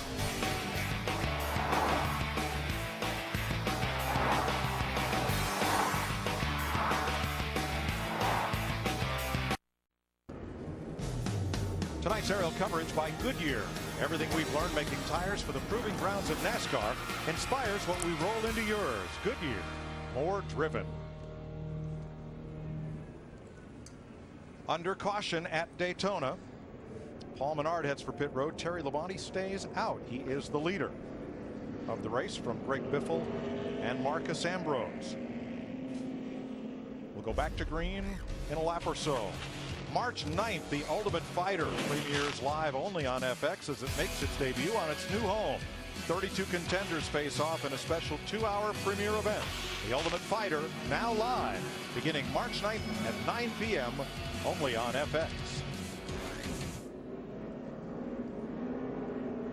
Menard and Kevin Harvick, Richard Childress Racing teammates, pitted here along with David Gilliland's Ford. Light is out atop the safety car. We're ready to go back to green. Now you can join the Dew Crew on Facebook. Join by March 30th and enter for the chance to win Dale's fire suit that he's wearing right there in that shot in the Daytona 500. Get the Dew Crew app now, only on Facebook. Man, look at those gloves. Those things are frightening looking. You know why they're that way? So when he gets that hand up, buddy, somebody, you're going to see that. You're going to notice that.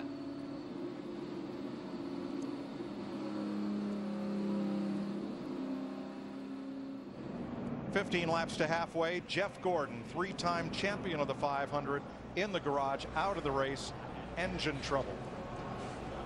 I just feel like that Jeff thinks it's something in the gauge package. His water pressure or his water temperature didn't give him the indication he needed to save that engine. Hendrick Motorsports has about 8 engines in this Daytona 500. For only the second time in 54 years, an import nameplate paces the field. Porsche 1971, Toyota in 2012, and that Camry is about to make the sharp left turn. The silver car of Terry Labonte, the white and red machine of Greg Biffle are going to lead them down to the green flag. Get your hand on the volume knob because we're going to crank it up for you.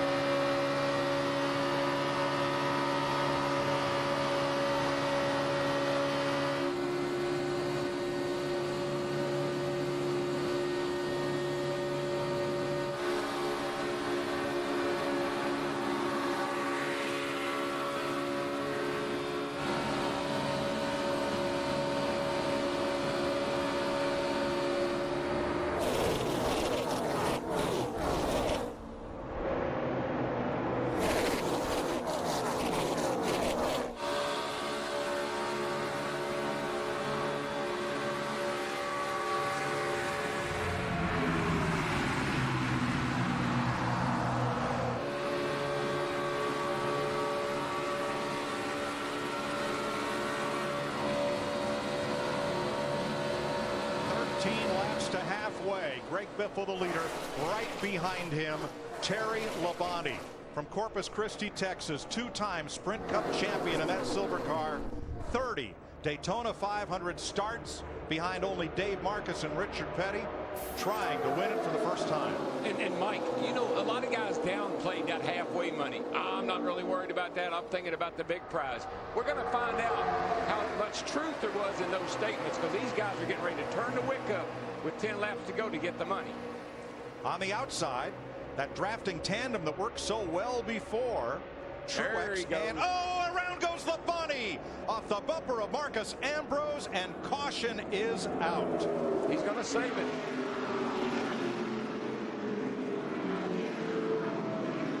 Barely got him right in that left rear corner that we've been talking about. And the rains that have plagued Daytona Beach for the last few days have captured the Frank Stoddard car driven by Terry Labonte. His Ford can't get out of the mud.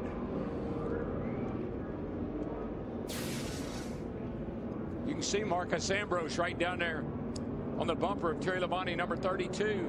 Gets down on that left side, and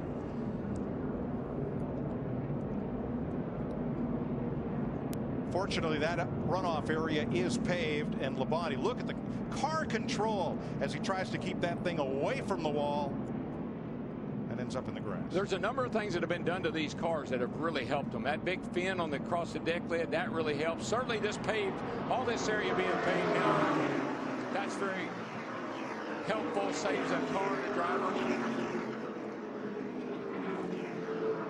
Now before this happened, wondering if Frank Stoddard had positioned Labonte at the front after pit stops to go for that halfway cash.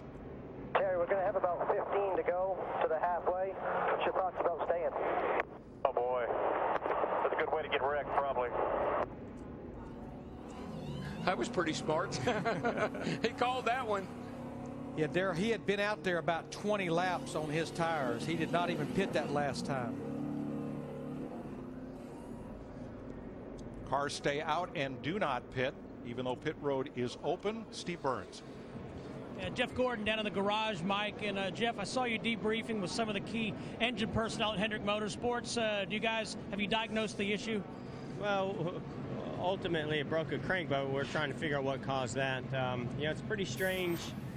We've gone through so much reliability testing that if we had seen some high temps or some high water pressure, then, I would have kind of expected some of this to happen. But I was actually seeing surprisingly low temps and low pressure. So I don't know, maybe something was off there. But, boy, it's a shame. Our Drive in Hunger Chevrolet was really strong. We were just biding our time and being patient and working with guys. Every once in a while we could get up there to the front. But we weren't really even trying at that time. You're racing out there.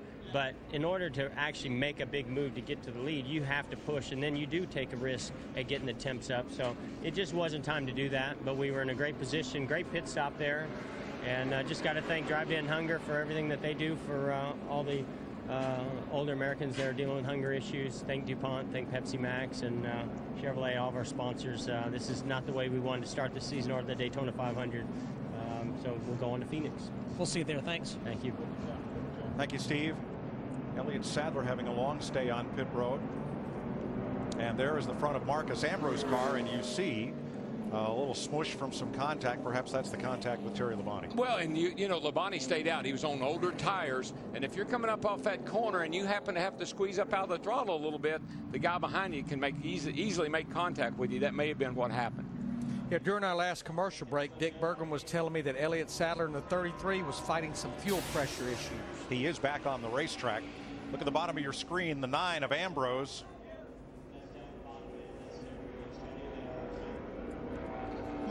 I know that the 9 has made contact with the 32, but I'm not sure that's what started the 32 around. All right, we'll see what else we can find. Labonte is back on right there. That is not damaged. I mean, that looks like a tire rub or something on Ambrose's car, but that's not from the silver car of Labonte. No, I think that happened when he was going by Labonte, possibly. I don't know, but just from that shot we saw there seemed to be a gap between he and Terry Labonte. 10 laps to halfway. and we'll get the restart green next time by. If the halfway lap is run under green, $200,000. If we happen to be under caution, then the 5th consecutive green flag lap after halfway will determine the winner of that $200,000 bonus. Octane Academy is on Fuel TV. Check your local listings for the time in your area. This is going to turn into a little 10-lap heat race with a $200,000 prize at the end of the race.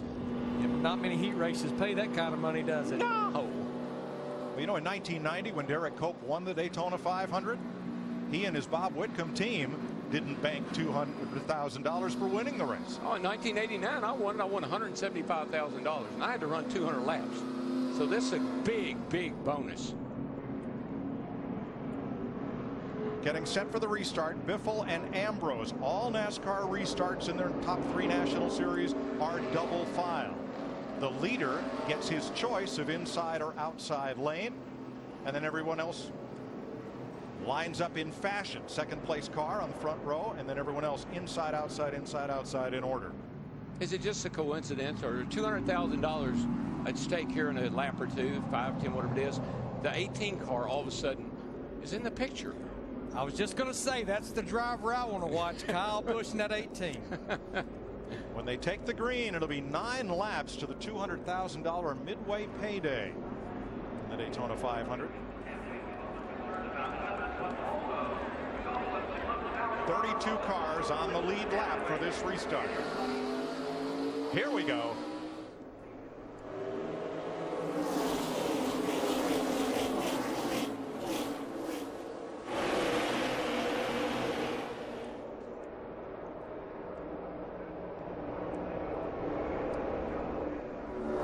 Trying to come up the middle, Casey Kane in that number 5, trying to force the issue right down the center.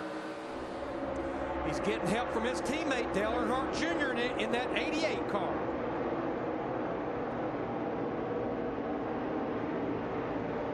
And Junior leaves Kane. He's still coming. He's got Matt Kenseth right there on his spoiler and pulls up to Marcus Ambrose. But how about Matt Kenseth in that 17? It wasn't that long ago that he was on pit road with them putting water in his race car. But how about Dale Jr.? He's just like his daddy. When it comes down to these little sprint things here for a lot of money, he gets in the hunt. Kenseth now, his 17, the man in the middle, Junior on the outside. You're riding with Dale Jr. There goes Keselowski in the deuce. And Almirola. And it's like Dale Jr. threw the anchor out. Well, Kyle Busch did that. If you just make the wrong move, somebody's there to close that hole up and leave you hanging.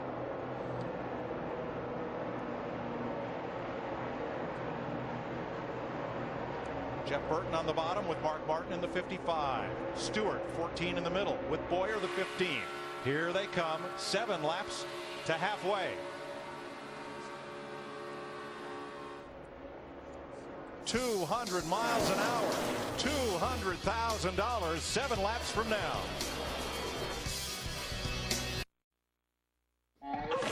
The Daytona 500 on Fox is sponsored by Dodge. Visit your local Dodge dealer today. By Pizza Hut. Order the new $10 dinner box today. By DirecTV. If you call yourself a sports fan, you've got to get DirecTV. And by Verizon 4G LTE, America's fastest 4G network. 3 laps to halfway in the Daytona 500, where the midway payday of $200,000 awaits. Will it be a driver from the front of this pack who's in contention to win the race? Or will 2 drivers hook up in tandem to try to get to the front and steal that money just about 6 miles of racing from right now? All you see when you're in the car, if you're not leaving this race, the car in front, all you see is $200,000 flashing on the back of that car. Can I get around him? That's the question. Mark Martin peeks out of line in the 55. 2 laps to halfway, Biffle in command. Mark Martin, I think in the 55, would love to get up there and try to do something with Martin Truex Jr. in the 56, his teammate. And then you see Clint Boyer in the 15, another teammate. I think, Larry, these guys have all seen the races down here from the 4th turn to the start-finish line. That's where most of the passes have been made. I got to believe these guys are sitting here waiting for that come to get the money lap. Second, Martin Truex Jr. hasn't won in a while. He has a Toyota. Denny Hamlin right behind his. And in the qualifying race, Greg Biffle is right where he is right now, coming to get the white flag, but he made an evasive move, tried to block, and it cost him. One lap to halfway and $200,000 only for the race leader. This is going to look like a covey of quails when they come off turn 4. Will anyone challenge Biffle for the bonus? They're getting all lined up here, getting ready. May have made that move a little quick. No, he was able to get back in there. Burton in the 31. I thought he moved too quick. There Here they go. come. There Truex, Hamlin. Teammate or Toyota teammates. Well, will they split the bonus? Because Denny Hamlin has just helped Martin Truex to the front. 1,500 feet, 1,000 feet, $200,000. Martin Truex Jr. leads the halfway lap of the Daytona 500. Timed it perfectly. But he definitely got help from Denny Hamlin at 11. And you know what? He'll probably split it with Denny being the kind of guy he is and everything. 2 years in a row, he's led the halfway lap of the Daytona 500. Just made about 150 grand more than he did a year ago. And now here's what'll make you mad. If you just lost that 200,000, he'll fall back in the pack somewhere right a while. Denny Hamlin's dropped behind his Tony Stewart in the 14. As you ride with Casey Kane. 100 laps down, 100 laps to go. And the other news about that halfway lap is that we won't come back tomorrow. Once NASCAR completes more than 50% of the advertised race distance, the race will be official tonight.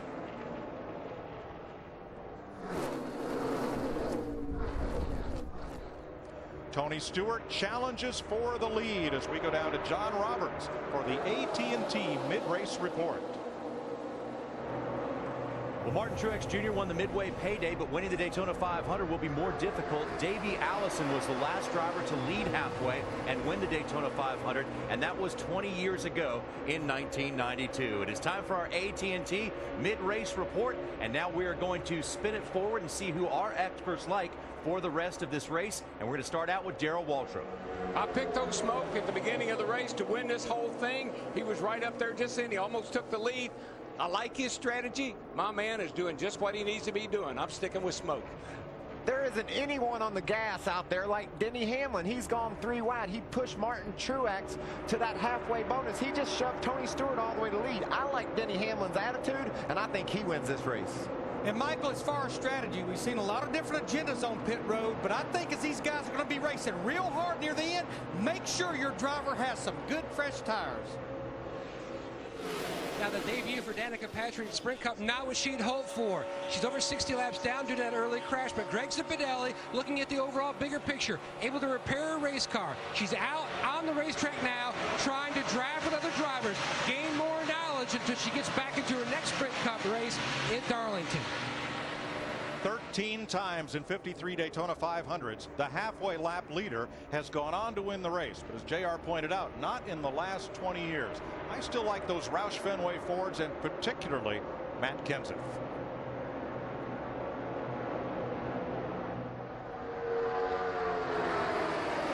Hamlin out front, where he has led the second most laps tonight, second to Greg Biffle.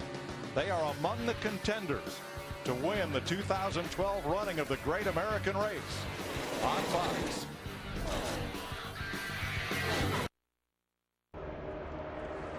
Aerial coverage brought to you by DirecTV. Only DirecTV gives you dedicated driver channels, so you'll never miss a second of your driver's race. Call 1-800-DirecTV. 107 laps complete, 93 to go in the Daytona 500. Denny Hamlin and Martin Truex run 1-2 in Toyotas. Greg Biffle's 4, Jeff Burton's 4th. Here's what Truex had to say after taking the $200,000 payday.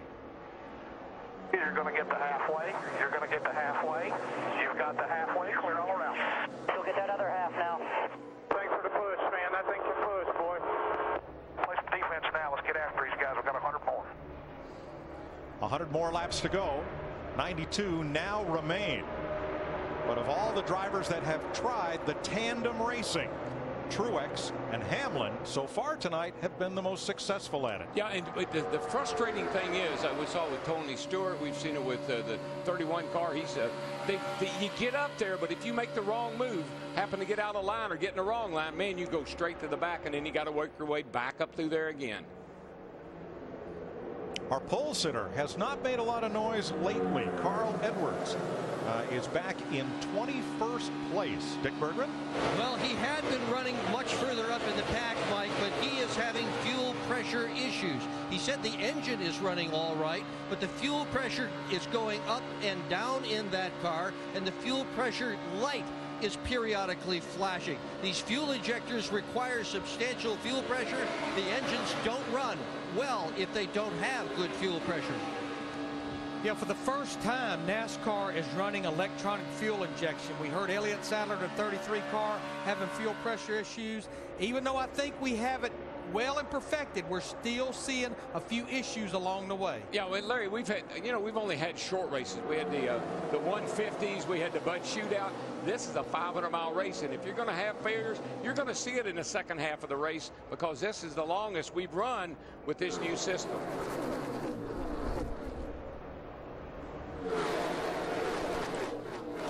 Hamlin, Truex, Biffle, Burton, and Boyer are the top 5. 3 Toyotas, a Ford, and a Chevrolet.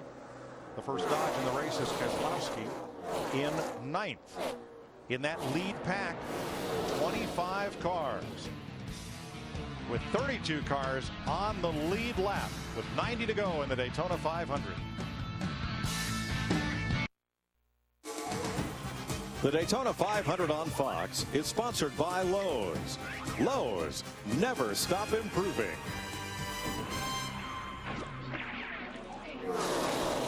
Denny Hamlin leading with 114 laps complete of 200 in the Daytona 500 on Fox. Get in on the action with Fox Fantasy Racing, presented by Farmers Insurance. Pick your team of 5 drivers each race before the green flag drops. But sign up today at foxsports.com/fantasy. Casey Kane, 7th place in his new Hendrick Motorsports ride for Farmers. Yeah, he's quietly riding along there. Hadn't heard a whole lot out of Casey yet. I say yet. Now up at the top lane, right side of your screen, the orange car of Joey Logano has been pushing the deuce of Brad Keselowski, and they got up within 4 cars of the lead, got no further, and started to drift back just a bit. No, that's a couple of drivers, Brad Keselowski in the 2, Joey Logano in the 20, that spent some time back in December visiting our troops down in Cuba for 3 or 4 days. As these cars race around the track at nearly 200 miles an hour, NASCAR has a minimum speed that each car must maintain, and they have advised Elliott Sadler, that he needs to pick up the pace in the number 33 and maintain pace or bring his car to the garage. Speaking of Clint Boyer, let's go to pit road. Mike, one of our storylines was whether these cars would overheat. We knew nighttime it wouldn't be as big of a deal, and we hadn't really heard any drivers complaining about overheating until now. Clint Boyer on lap 104 told his team, my car is getting hotter and hotter. 5 laps later, I just can't keep it cool. And just 1 lap ago, you guys, I cannot keep this thing cool at all. You know, Michael Waltrip, he ran in the Budweiser Shootout in the Gatorade Duel, so he has time in a race car this week. Him and I had a conversation the other day that it's manageable. What you have to do is watch your gauge, watch your lights, Michael, but you've got to stick that thing out there and breathe it. But if you let it go too far, then you may not be able to recover.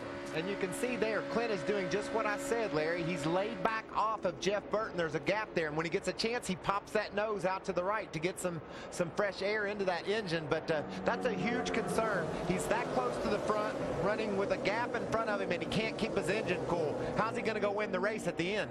And one thing that's different this year, you have a much smaller capacity radiator. So now if you lose just a little bit of water, that equates to a whole lot of water, and you're going to get hot a lot quicker. So he may have gotten himself in trouble and can't get out. To discourage lengthy bump drafting in tandem, NASCAR minimized also the size of the opening in the bumper for that radiator to get any cool air. If you're up against the bumper of the car in front of you, you're not getting your car cool at all. And again, I mean, we've just had short events here the last few days. 500 miles here, about halfway, everything starts happening to these things. Engines start overheating, the cars start handling poorly. Halfway is a big deal. Tony Stewart in the 14, the ranking series champion. You see right below where it says Impala, what looks like a black piece of tape, that's the radiator opening, and that's all you get to get air in there to that radiator. Matt? Mike managing that distance between himself and the car in front to control the temperature issue. They've made big improvements on the 14 car. The chassis adjustment helped tighten the car up like Stewart wanted. This is the best it's been all night. The other adjustment, well, they had a high-tech tool here in the pit. They sprayed anti-fog on it, and on a pit stop, they used it on the inside of the windshield. It was fogging up. If you want to see that high-tech tool, just go to my Twitter page for more. Yeah, so much humidity in the air, even though we hadn't had rain since about 3 or 4 o'clock this afternoon. A lot of humidity. The outside lane now 8 deep, and they're trying to make some noise and move up and challenge that inside lane dominated by Denny Hamlin.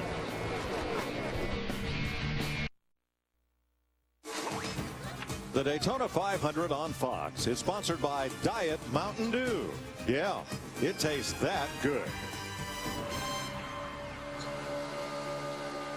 76 laps to go in the Daytona 500. Let's take an inside look at what's happening in the NASCAR Sprint Cup Series, brought to you by Sprint. Denny Hamlin is your race leader. He's led the most laps tonight, 47, more than he's led in his 6 prior 500s total. He's also the biggest mover in this race, 28 spots ahead of where he started. Get unlimited access to the NASCAR Sprint Cup Series with live NASCAR audio and real-time stats available through the NASCAR Sprint Cup mobile app on your Android-powered device. Only on the Sprint network, the only national carrier with truly unlimited data. Learn more at sprint.com/speed. Mike, you're sitting here right now, if you're Denny Hamlin in the 11 car, and you're thinking, am I really this good, or am I sitting down? I mean, you don't really know. There's such an uncertainty. You just never have the confidence that you've got the car to hold these guys off, particularly if a couple of them get outside of you and start pushing each other. Like, we're real close to what's going to be green flag pit stops for a lot of these drivers, and when they make this stop, it will be then a one-stop race to get to the end.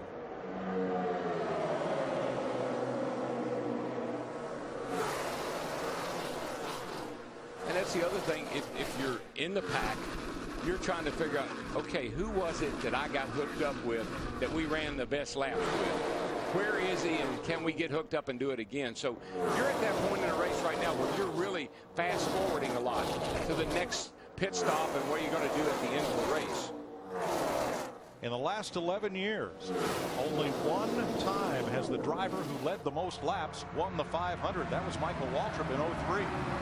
Boyer, maybe that engine has finally given up. I don't know if he's got trouble. I think he does, or else, yeah, he's definitely slowing. Can he make it to pit road? Oh, not now. No. That could have been disastrous. Now, there are various places where he can pull off the track without bringing out a caution, but they would not get him back to pit road. So Clint Boyer from Emporia, Kansas, limps around the track, and I believe he is out of gas. Krista. Mike, that's exactly what he came on the radio and said. They thought they had that overheating issue earlier. That is the least of their concerns now. He just came on and said, guys, how did this happen? We are out of fuel. In the last 6 races here, Mike, he has the best average finish of 12.2, so big blow to that team. Yeah, he last pitted on lap 82, which is the same lap that Carl Edwards pitted and Tony Stewart pitted on 82. We're seeing Joey Logano, and Mark Martin come to pit road. The caution is out for Clint Boyer.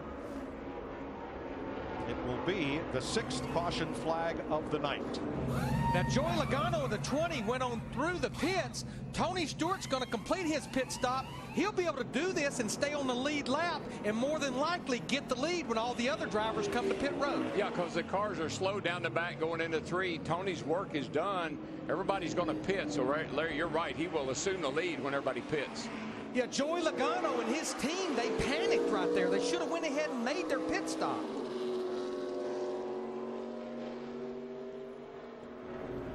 Sixth caution flag. There's Clint Boyer as the pace car gets set to come out and pick up the field, and the push truck will have to come to Boyer's aid.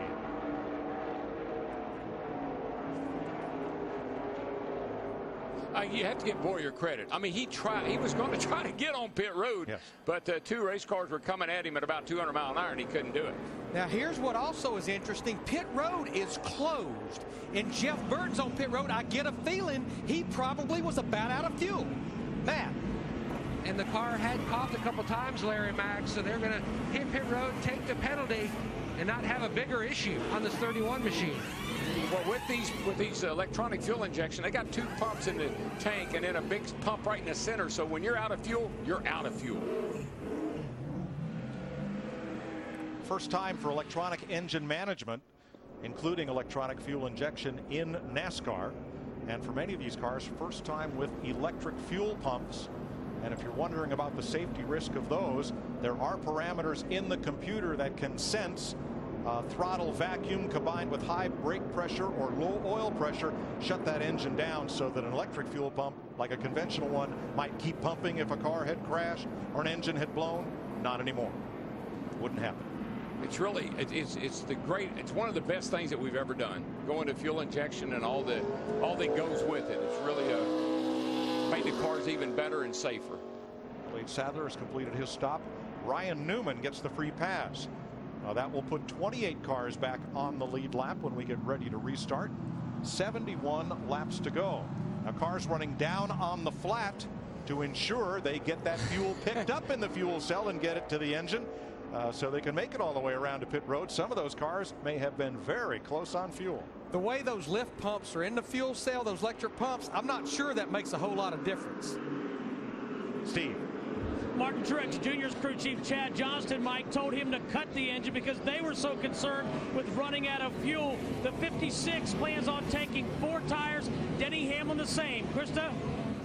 Steve, as Greg Biffle rolls into his pit stall, he took 2 tires on the last stop. The plan here to pack it through as much fuel as possible. The crew coming around to take 4 tires on this stop for Greg Biffle. Matt? And the 43 of Eric Almirola, he is in. They're going to take on 4 tires as well. Adjustment on the 43, and he is away. Who wins the race off pit road? Looks like Regan Smith. And a collision in the pit lane. The 33 couldn't find his pit box, and he was wandering around in pit road and caused a big bottleneck right there. Yeah, we had about 28 or 29 drivers on pit road at one time. Cato, New York's Regan Smith puts himself in position out front. Under caution at Daytona with 69 laps to go. Let's go down to the University of Farmers and Jeff Hammond. Mike, all during the race, I've been listening and watching what's been going on here in the latter part of this race. What I've learned is you've got to find your dance partner. You've got to have somebody to race with. The thing we haven't talked a lot about, we're going back up here and check them in a minute, are the spotters. They've got to start working extra hard to get you back up here toward the front. One of the guys has been riding in the back, the 29 car of Kevin Harvick. Watch him and his spotter work together to get that 29 toward the front late in the race. Thanks, Jeff. 68 to go this time by when they take the green flag for the restart. Kevin Harvick, Jeff mentioned, is in 13th. 2 cars took the wave around and did not stop on this caution. Landon Castle and David Rudiman, his teammate, they're back on the lead lap. As the cars that stopped as the caution wave, Mark Martin, Tony Stewart up there getting the green flag. Then with Regan Smith and the rest of this pack double wide, 30 cars on the lead lap with 68 to go.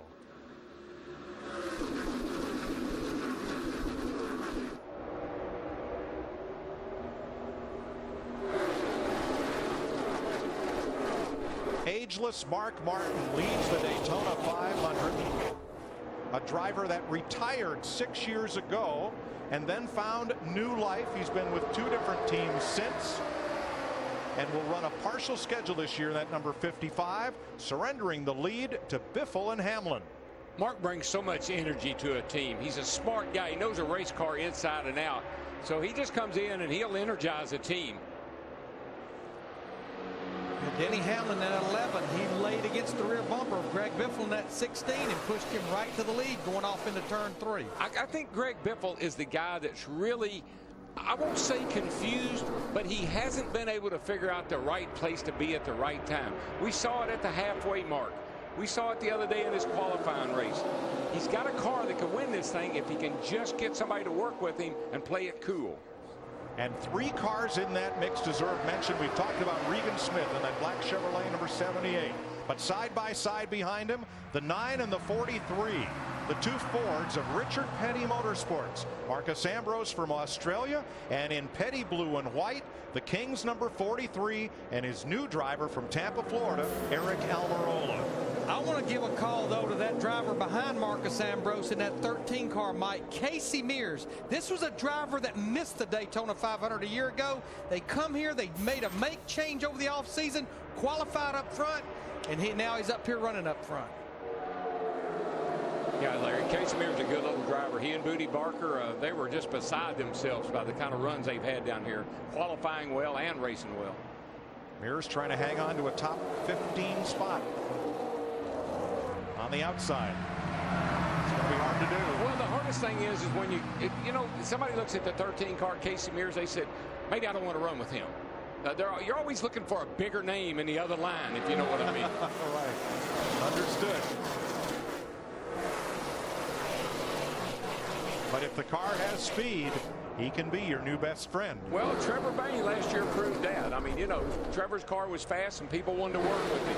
But you got to prove you got something under the hood to get up there and lead this thing.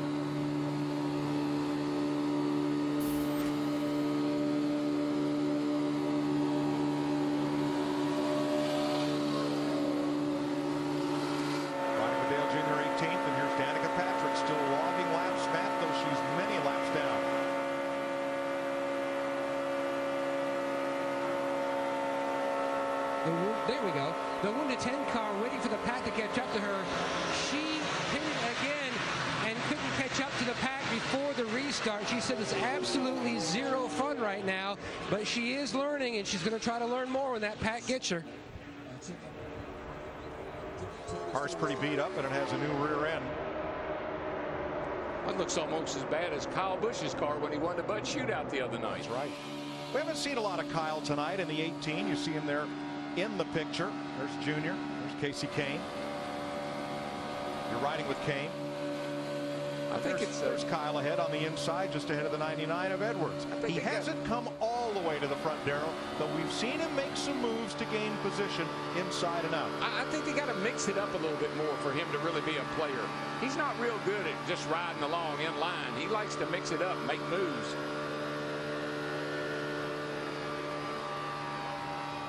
Kyle Busch just kind of working in the top 10 in his number 18. 63 laps to go in the first ever Monday Daytona 500 in history. The Daytona 500 on Fox is sponsored by AT&T, the nation's largest 4G network. AT&T, rethink possible.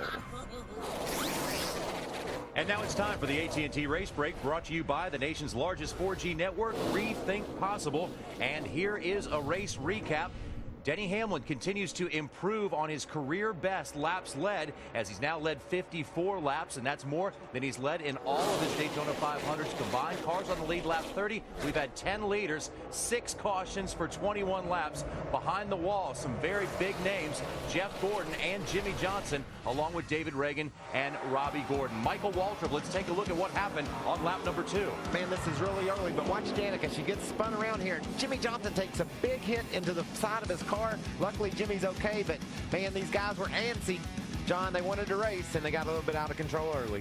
Very early in the race, just lap number 2. Jeff Gordon also blew up. He's behind the wall, a 4-time champion and a 3-time winner of this race. For more, let's go to the big board and Jeff Hammond. Been said all night long about fuel, running out of fuel, low fuel pressure. Let me explain to you folks, when you take a look here at the fuel cell, this looks very much like we've been running every year here in NASCAR. But the difference is going to be when you take a closer look, all of a sudden down inside here, you can see a little different, a lot of different pumps inside here. turn the telestrator on. Here are the lift pumps that are located in the corner that feed up to what they call the swirl pot. This is where the main fuel pump comes in. This is where the main pressure is made to make these injectors work properly. And that means it need to be 70 to 75 pounds pushed up through and to the injectors. And a lot of these guys have had problems with that. So far, running out of fuel, a little bit of a surprise, but the cars have at least refired, JR. So a lot of concern. I'm down on pit road about what's going on with one more pit stop to go. Jeff, thanks. Let's see how our top 4 starters are doing in the AT&T's Fastest Driver Challenge. Be sure to sign up to play AT&T's Fastest Driver Challenge by texting FAST to 34763 or visiting AT&TFastestDriver.com. You could win 4G's AT&T Rethink Possible. Thanks, John. New leader, Joey Logano, who also drives a Toyota for Coach Joe Gibbs, taking the lead from his teammate Denny Hamlin. One Connecticut native to talk about another, Dick Berggren.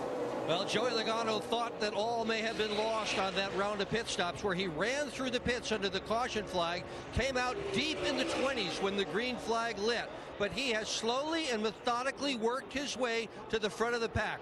This is the best Daytona 500 this 21-year-old driver has ever run. I just feel something brewing, guys. This is getting a little tense. They're getting a little wadded up here. I just feel like things are getting ready to break loose. Well, right now we've got the 2 Joe Gibbs drivers, Joey Logano in the 20, Denny Hamlin in the 11, the inside, and a couple of the Roush Fenway boys up top. Kenseth in the 17, Biffle in the 16. This is just like a tornado, guys. It's just swirling around, and if you're in there in that eye, you could get in big trouble. I just feel it. Joey Logano has raced since his teenage years, as here come the Fords on the outside to try to overhaul him. At one time, Mark Martin called out Logano as the greatest thing since sliced bread to come to big league stock car racing. He has 1 victory in his short career. What was funny the other day, Logano told his crew chief, he said, we don't have any friends out here. I said, well, why don't he get a dog if he wants a friend? By golly, he did. What I'm watching right now, I'm watching the eye of your storm, though, DW. Yeah, it's brewing, baby. It wasn't that long ago, Jeff Hammond talked about Kevin Harvick in the 29, hanging at the back of the pack, here with 54 laps to go. There he is, pulling to the inside, trying to move to 3rd. I don't know what these crew chiefs have told these drivers, but there's something up, boys. I'm telling you, there's something up. Well, here's what they've told him, Darrell. There could be weather on the way. This race is scheduled for 200 laps. There are 53 to go as they come across the line, and they're racing like it's the last 10 laps. I've said for 10 days now that 88 car is laying in the weeds. Buddy, he's coming to the front. Joey's new best friend is a bulldog named Isla. He's going to need to find a friend out there if he's going to win the 500.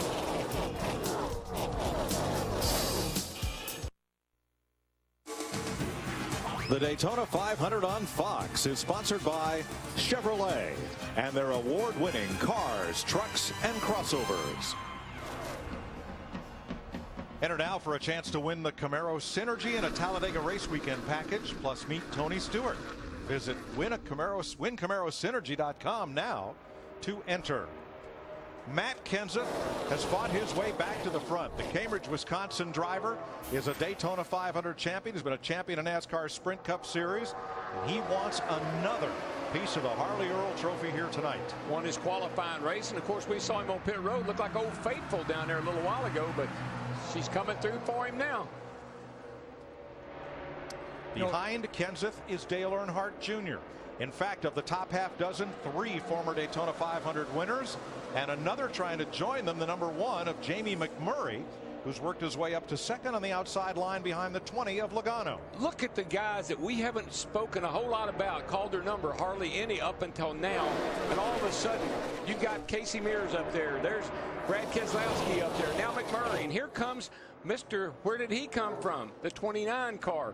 All these guys are starting to find the front. Yeah, Kevin Harvick in that 29, Jamie McMurray in the 1 at the back of the field the majority of the first part of this race. Watching from Harvick at McMurray and the 11 of Hamlin, the black and yellow car, Jeff Burton.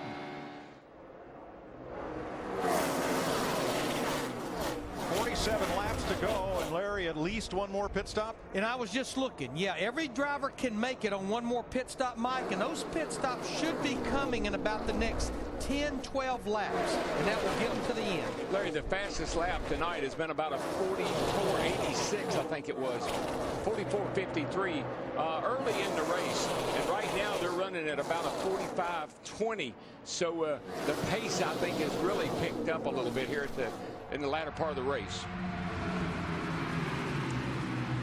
Well, you're right, Darrell, because a lot of our fast laps, they came somewhere after about lap 140 to now. So definitely the intensity is picking up. Yeah, you can just, I mean, as a driver and I think as a fan, I think they can just feel this, that it's starting to, the heart rate's starting to go up a little bit.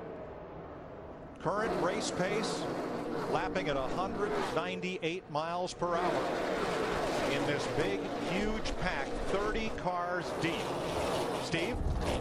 Mike, an update on Denny Hamlin in the 11. At first he said, my car's getting loose. Then he panicked the team when he said, I think I have a tire going down. So the team jumped up on the wall. Now he's saying the car feels like it's darty, like it's hitting the splitter. And that makes sense, Larry, because if you pick up the speed, the car will travel a little bit more, and that nose could start hitting the track. 46 laps left in the scheduled distance, including at least one more pit stop in the Daytona 500.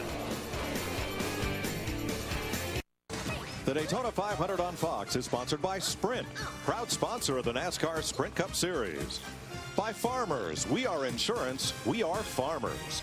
By Subway, February's almost over, so hurry in, because any regular footlong is a $5 footlong. And by Ford, proud sponsor of NASCAR. 43 laps to go in Daytona. David Stremme from South Bend, Indiana, and the little team that could make the 500. Something under the hood breaks. He slides up the racetrack. Where was he going?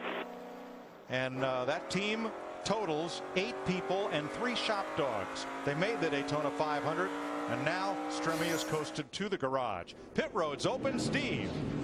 Dale Earnhardt Jr. in the 88 is going to take right side tires, as is Matt Kenseth in the 17, Krista.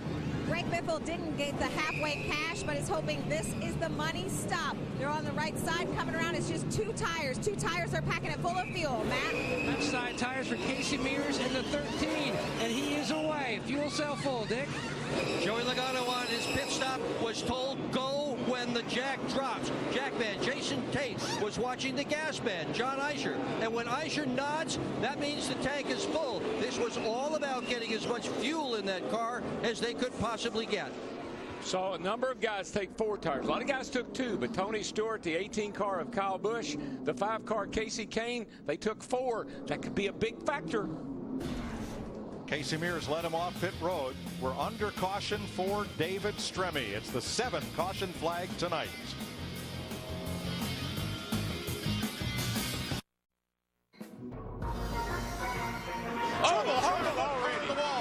Back it down, back it down. Go high, Kurt, go high, Kurt, go. Go wrecking up ahead, back it down. Pick up, go low, low, low, low, low, low. Slams to the outside. It's 5-time champion Jim Jones. What the hell? Checked up big time. He owed the 78. He just stopped. He collects Danica Patrick. I'm a little worried about Jimmy. He took a hard lick right in the door. All that happened on lap 2. And now, under caution, Juan Pablo Montoya has crashed and gone aflame. Holy cow, what happened?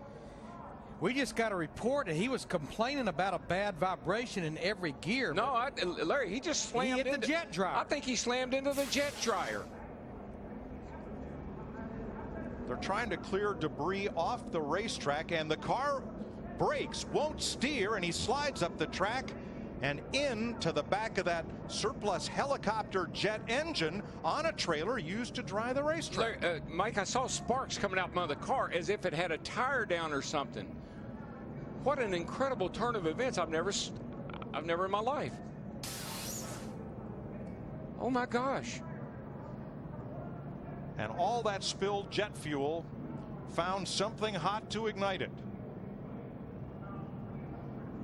Safety workers quickly on the scene. And this is a bizarre twist to this Daytona 500.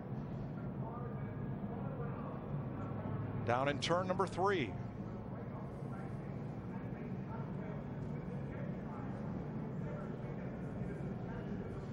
Well, I've seen a lot of things, but I don't think I've ever seen anything quite like this.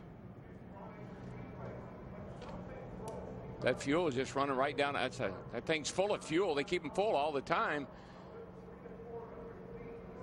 I just wonder what it's going to do to the racetrack. Well, here comes the fire crew. You see the red truck bottom of the screen. They've got to get that out because that fire could damage the racing surface. That's what I was thinking. I mean, you got fuel, it's on fire. It could eat that asphalt right up. It is commonplace for track safety, rescue, track drying vehicles to circulate the track under a caution flag. Drivers must maintain reasonable speed while catching up the pack and avoid those emergency vehicles. They're brightly lit and everything. That's easy to do when you can be under control of your race car. I just wonder if Montoya was going down the back, catching up with the field, and he didn't know the safety truck was up there. They called him on the radio and said, "Watch that safety truck," and the car darted hard right. Something had to happen. I saw sparks underneath. The car broke, and I don't believe he had steering control. I don't either. I mean, the car went up the track. When you see the sparks come out from under the car, it just looks like it had a flat tire or something happened to it. I don't know how many gallons of jet fuel that thing holds, but I guarantee you it's got several gallons in it. Probably 100. Track personnel exited that cleanup truck very quickly after the collision and walked away. That's got to be eating the track up. I just wonder what it's going to do to it, Larry. Yeah, that fire's been burning for quite a while now. And let's reiterate, Juan Pablo Montoya climbed from his car and walked quickly away. The car destroyed. He is all right and trying to get what is now a jet fuel fire under control, blazing in turn number 3. But Darrell, I keep going back. We just had gotten a report. They were telling me in my ear that Montoya had a bad vibration in every gear he was putting it in. So something was going on with that 42 car. The race has been red flagged. That means the cars have been stopped well away from the turn 3 scene. They've been red flagged on the back straightaway, and you're looking at what happens when 200 gallons of jet fuel meet a spark or something very hot after a collision like that. Yeah, that thing just burst into flame. I mean, it was unbelievable.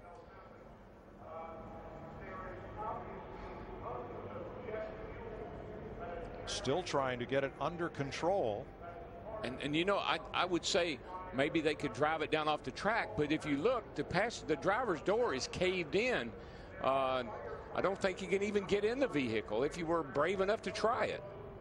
Now, we've just had pit stops. Everyone from 5th place on back has stopped. Dave Blaney did not pit under this caution, along with Landon Castle, Tony Raines, and David Gilliland. They are the race leaders as we are under the red flag. Blaney driving for the Tom Baldwin Jr. team.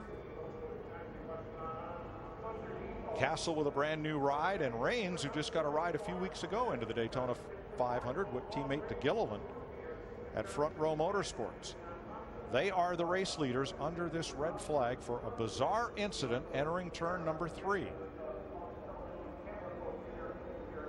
When Indy 500 and Monaco Grand Prix winner Juan Pablo Montoya went down the back straightaway, something on the car broke from the sparks underneath, lost control of the steering, and slid up into the trailer that held that jet helicopter engine, which was blowing debris off the racetrack while we were under caution. You know, as far as the drivers that pitted, Matt Kenseth in the 17, who had been leading, he won the battle off pit road. That car is destroyed. Look at Montoya's car. More fire trucks going to the scene. Now that's the front of the race car. It hit the trailer, which went up in the air, and the race car pretty much submarined underneath it. It's the most bizarre thing I've ever seen. Watch Montoya's car on this replay as we try to discern what may have broken. We're under caution. Here he comes back here. You can see him coming. Jet dryer's up high. He sees the safety truck flashing its lights, sparks fly, and around he goes.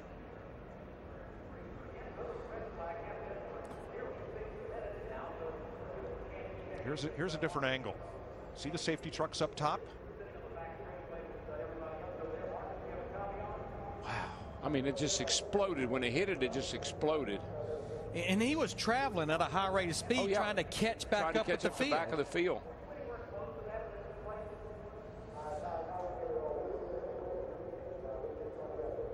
Montoya climbs away, and the driver of the safety truck was helped from his vehicle, walked down the banking and away.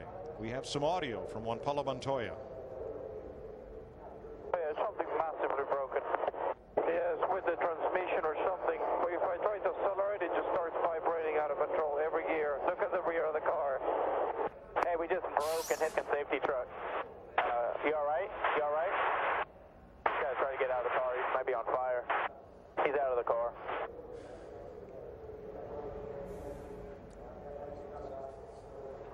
Let's go back to Montoya's pit stop prior to this, and a lot of work going on under the car, Larry.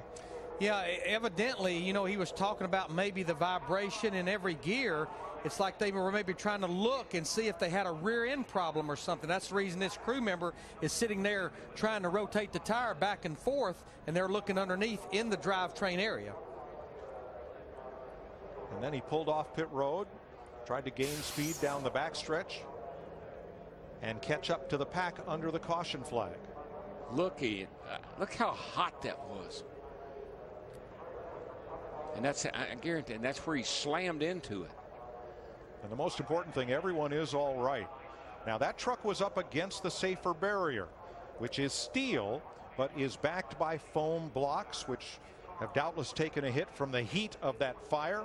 And the big question right now is, what kind of shape is the racing surface in that was aflame after this strange crash down at turn number 3? Fuel, you can see fuel still running out of that tank. It's 200 gallon in there. It's still running down the hill.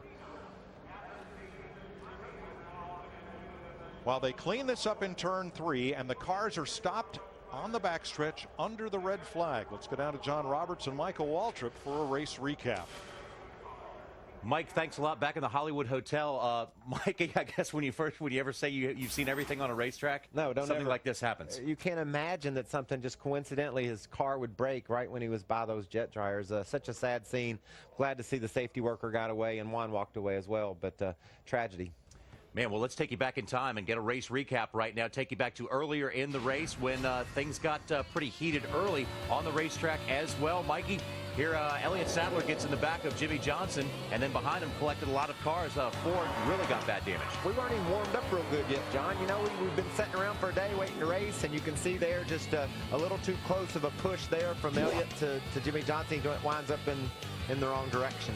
Look at the aggressive driving by Denny Hamlin. Mikey, you've said all night long you like the way he's pushing it. Yeah, he's got a car that's fast, and he's not afraid to push. He's the only guy that we've seen take chance after chance. He wants to be in the front. It's the only place he's happy, and he's doing whatever he has to get there. He's got a new crew chief, Darian Grubb, who has actually won one of these with Jimmy Johnson before. More bad news for Hendrick Motorsports as Jeff Gordon's car blows up. A couple of your heavy stars, Jeff Gordon and Jimmy Johnson, out of the race in the biggest race of the year, the Daytona 500. Watch this impact, John. Unbelievable to see that the safety vehicles are out on the racetrack. Juan Pablo Montoya has something break in the car. He loses control, and a huge fire breaks out afterwards. Very scary incident, but glad to say that Juan Pablo is okay, and we hope the driver of the safety truck is okay. He was helped out of that thing, but look at the damage on Juan Pablo's car. Wow, under caution. You know, he was trying to get caught back up to the pack, and whatever was wrong with that car making it vibrate finally broke, and when it did, it sent him out of control. Look at this leaderboard we've got.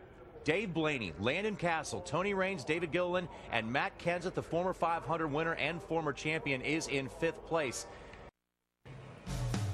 That's Daytona Regional Airport, the backstretch at Daytona International Speedway, and the bright lights near the top of the screen. That's high above where we sit next to the control tower. Moving into our 3rd day of coverage of the Daytona 500 because of this. Juan Montoya's car breaks and under caution slides up into one of the jet dryers, which goes up in a fireball. Montoya walks away. The safety truck driver is helped from his vehicle and is resting comfortably. But the fire blazed out of control for several minutes, and it has taken quite a bit of cleanup and some bonding to make sure that the asphalt surface is raceable for the last 100 miles of this 500. When I looked at Montoya coming down that back straightaway on second look, he was going pretty fast. Martin Truex has banked the midway payday, $200,000. 7 caution flags, 1 red flag, the one we're working right now. But there are still 29 drivers hopeful of winning this race, and another 8 or so that are multiple laps down and trying to make it to the finish.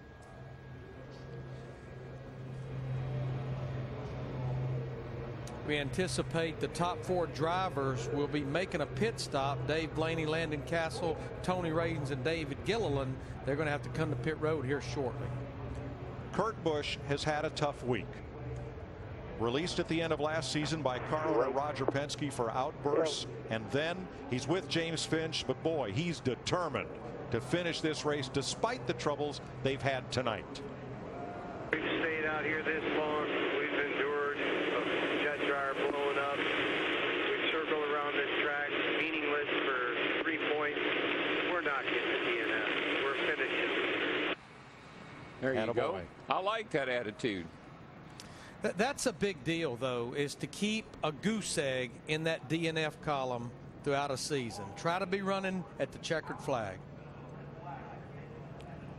Engines have fired on the back straightaway. Spotters back up on their perch, up on the roof, including Tommy Baldwin, who owns the lead car, driven by Dave Blaney. Let's go down to pit road. Steve Burns. Mike with Steve Letarte, Dale Earnhardt Jr.'s crew chief, and 40 laps to go. I've heard Dale say very positive things about the race car tonight. Pretty happy. It seems like with the speed you have in the car, is it going to handle well enough for these final 40 laps? Yeah, I mean, I don't think handling will be an issue. Diamond Mountain Dew Chevrolet's been strong all week long. You know, the Hendrick engines and everybody back there's a heck of a body, and we qualified well. We had a good run in the 150s, came up a little short, and we just hope we're around for all 40 laps to put a great show on for the fans.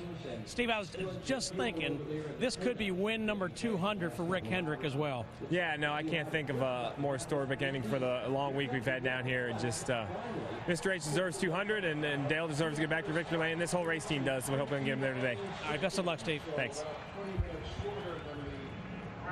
We are now back under the yellow flag as the cars roll on the back straightaway, and you can see that the green is gone. So that means no rain for the conclusion of this event, absent a pop-up shower or something. So Tommy Baldwin, they got the track fixed, so take that out of the equation. The rain dissipated. Take that out of the equation. I guess we might as well pit. We'll have to pit now. The pits will be open this time by. Out of the race, David Reagan, Jimmy Johnson in that lap 2 crash. Robbie Gordon out of the event early. Jeff Gordon, blown engine. Elliott Sadler couldn't maintain minimum speed after his car was damaged. David Stremmy's car blew up, and Juan Montoya's car crashed into one of the safety trucks under caution after the car broke, and he couldn't steer it. Laps down. Clint Boyer -2. Joe Nemechek 7 laps down. Michael McDowell 13. A.J. Allmendinger, Trevor Bayne, Danica Patrick, and Kurt Busch further back but still running. Larry, turn 3. How far could Blaney go if he didn't pit right now? Well, another 20 laps? No, he was on pit road at lap 130, so he could probably go about 14 to 16 laps. But Krista, I get a feeling they're going to be on pit road pretty quick here. Larry Mack, I love your math skills. I just talked to Ryan Pemberton. He said 15 laps, 1.5 is the most they can go. They wanted Dave to go through that patch on the track to make sure it wasn't bumpy. They just radioed and said, Dave, how does it feel? He said, no, not really bumpy, so I think we're okay. They're planning to come to pit road with 1 to go before we go green. Man, I don't know. It's $1.5 million. I got 15 laps, and that track is a little questionable. I've rolled the dice this far. I think I'm going to stay out here and see what happens. What did Stevie tell you in 1989? We have 16 races. We know how to not win it. How about if we try a way to win it? I'm just saying that with the uncertainty that I think everybody has in the condition of the track, and I could run a little bit further, even if it meant I had to pit under the green. And all the drivers are saying, we think it's going to get wild, it's going to get crazy. Keep that car up front, and who knows what might happen. It's worth the gamble. Casey Kane, Ricky Stenhouse, both just pitted. Fuel only, no tires. Tick-tock, 12 o'clock. It is midnight. It is Tuesday, and we have 100 miles to go in Daytona. After Michael midnight. McDowell laps down in the Phil Parsons, Dusty Whitney, Mike Curb car. After midnight, we're going to let it all hang out. I like the way you're thinking.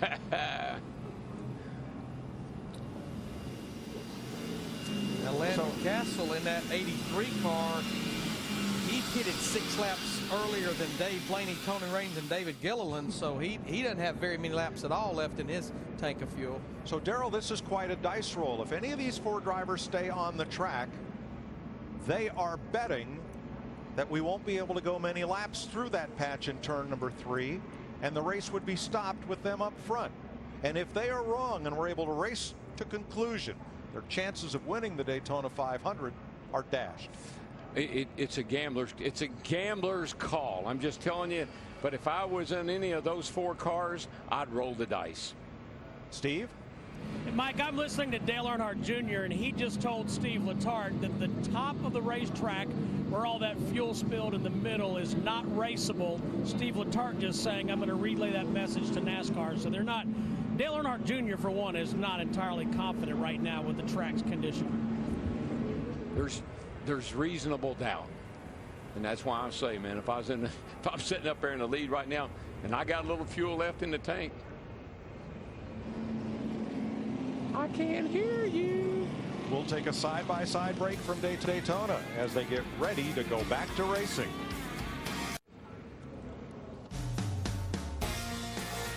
For the first time ever, the Daytona 500 is run on Monday, and it will finish Tuesday Eastern Time. It's a record weekend. That's all I can say, in so many different ways. 37 laps to go. The 4 drivers in the first 4 positions have not made their final stop for fuel. And right now it appears they are going to gamble until the officials give the 1 to go signal and stay out. So NASCAR's checking in with the teams and the drivers as to the condition of the track and how close we are to going back to racing. Here's Landon Castle. Did it feel pretty rough when you went through there? Yeah, I kind of felt like a sand pit. Do you want me to go ahead and drive on the flat here, Doug? Yeah, do all you can just to keep fuel on that pickup. That's Doug Richard, his crew chief. Landon Castle, as we mentioned, he has not been to pit road since lap 124, which coming to the line this time will be 40 laps ago. He's staying on the flat. Jeff Hammond did the piece down there at our Ford Tech car earlier about these pumps in the fuel cell. Old habits are hard to break. You really don't have to do that with this system, but it can't hurt. Doesn't hurt. They don't want to lose their prime, Larry. You know, they just want to keep those pumps primed up. Signaling 2 laps to green. Here's what Kevin Harvick has to say about track condition. Honestly, I don't even see a patch. I just see a bunch of white, like speed dry. Just past it. Oh, it's the same old thing. If you ask the drivers in the front, is it raining? They're going to say it's pouring down. If you ask the guys mid-pack to the rear, they'll say, man, it hadn't rained all afternoon. What are you talking about? That's just how it goes. Terry Labonte comes to the pits, as does Trevor Bayne. They fuel up the Wood Brothers car for Bayne and pull a tear off the windshield to give him a clear view. Make a chassis adjustment in the right rear. And Bayne, though he is 38 laps down, it's also his goal to finish this Daytona 500. See, that's a big deal. Uh-oh, is this the 13 car here? Casey Mears is on the apron here, Larry, and looks like he may have stretched it a wee bit too far. Yeah, I was trying to look and see. He was last on pit road at lap 158. Oh, so, no, yeah, this should not be a fuel issue. No way. Casey has run up near the front a good portion of tonight's race. Safety truck going to his aid and push him the remaining 2 miles back around to the pits. What a shame, Larry. I mean, this team, they've been running so well all night long. They've been up front. Qualified up front and just kind of played it safe in the Gatorade dual race to make sure nothing happened to that race car. And he'd run up in the top 5, top 10 quite a bit. Let's see if we get 1 to go this time by, or if they wave it off to get Mirror's car back around to pit road. They got 1 to go in the air. The flagman's got his signal for 1 to go. Let's see if he sticks with that. And the dreams of the front 4 may be dashed right here. They can't go the distance without fuel. Blaney, Castle, Rains, and Gilliland come in to top off the tank. Krista? The sound of heartbreak in the 36 pit. Dave Blaney said it actually felt gravelly the last time by. He said, tell them the track's not ready to go. That was his hope. When they gave 1 to go, they said, we have to come in. 4 tires is a call, also a chassis adjustment. Again, a planned stop for Dave Blaney. They were hoping this race would not get back underway so that they could stay in the lead and win the Daytona 500. Dick? Well, Carl Edwards is on pit road. He might as well. He's going to be at the back of the lead lap anyhow, so some additional fuel in the event that we have a green-white checker would give him an advantage. Kyle Busch, same story. Topped off with Sunoco Green E15, pulled a tear off, ready to go from the back. Now we're hearing that Casey Mears in the 13 is having fuel pressure issues. That's about the 2nd or 3rd driver that we've heard that from tonight. So up front, Matt Kenseth and Dale Earnhardt Jr., both past champions of the Daytona 500. Oh boy, Larry, I don't know if I want to be the first guy to hit that patch or not. Well, one of those boys are going to be the first one to hit it, probably. Matt Kenseth in the 17 or Dale Earnhardt Jr. in the 88. Kevin Harvick and Greg Biffle, so 2 Chevys inside, 2 Fords outside. Then Joey Logano's Toyota, Jeff Burton's Chevrolet. When they take the green flag, it'll be 34 laps to go. Denny Hamlin's up there, so's Paul Menard. Weather's good, track is clear. Mears got a push to pit road, so they'll come off turn 4 and address the start finish line. And here we go. I don't know about you, but I'm a little uptight about this.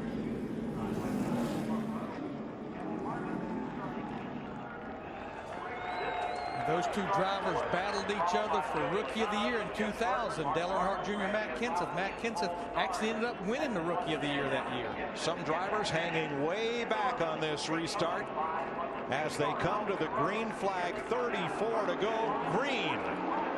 Kenseth, Biffle pull a car length on Jr. and Harvick.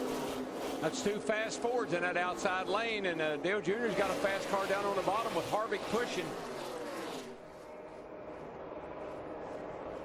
I think you're looking at the two really fast cars that have a good shot at hanging on to this lead, with Biffle and Kenseth up there in the 16 and 17.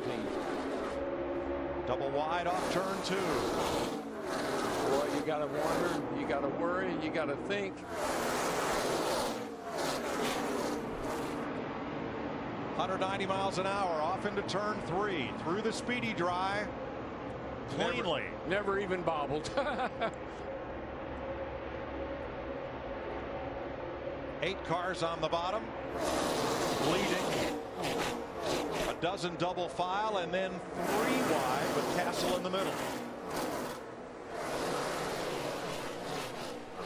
I think right now, Mike, you really got to work hard. If you're not up in the lead right here with these first 4 or 5 cars, you really got to work hard to get yourself up there if you're going to have any shot at all of winning this thing. Biffle had a peek outside of Kenseth to get some clean air into that opening for the radiator. See Denny Hamlin at 11. He has been fast all night long. He's gathering a little group on the top side there with Burton in the 31, Keselowski in the 2. I don't know what they paved this track with, but I'd like to have some of it for my driveway because it is amazing. 5 cars on the inside. Whoa, Logano in the orange car came up almost into his teammate Denny Hamlin. Almost side slammed him.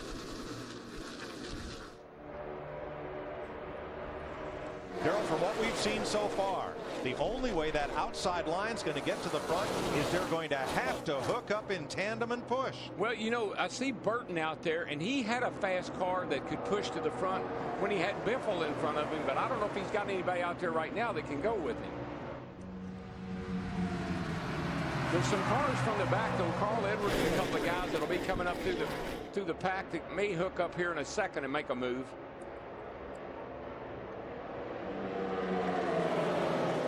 Matt Kenseth won his Gatorade dual race on Thursday.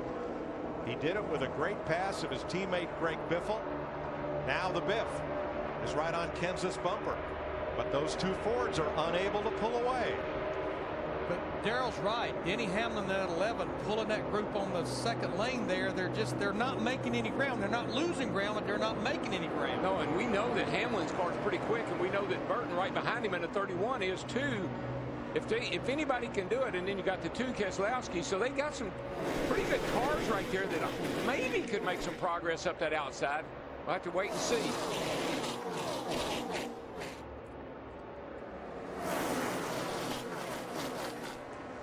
You're like a yo-yo when you're on the outside.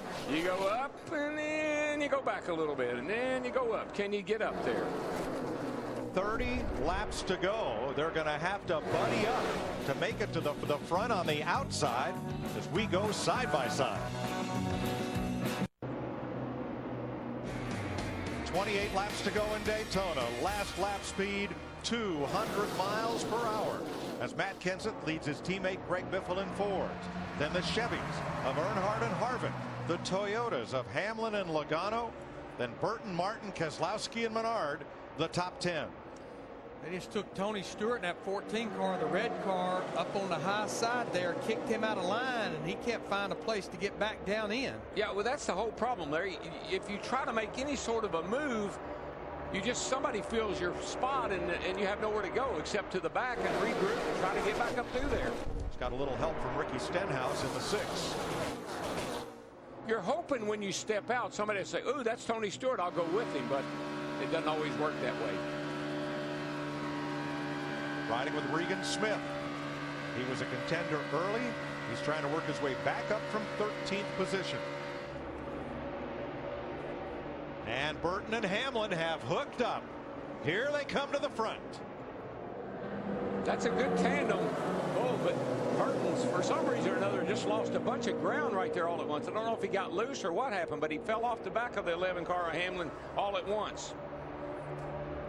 It's like he pushes Hamlin for a little bit, and I don't know if he starts to run hot or what. Then he has to get back off real quick. That's got to be it, Larry, because he gives him a good shove, gets him almost up there, or gets a good head of steam, and then has to fall out of line. And he moves Hamlin up even with the 4th place car. Lap traffic. Squeezing by this lap car.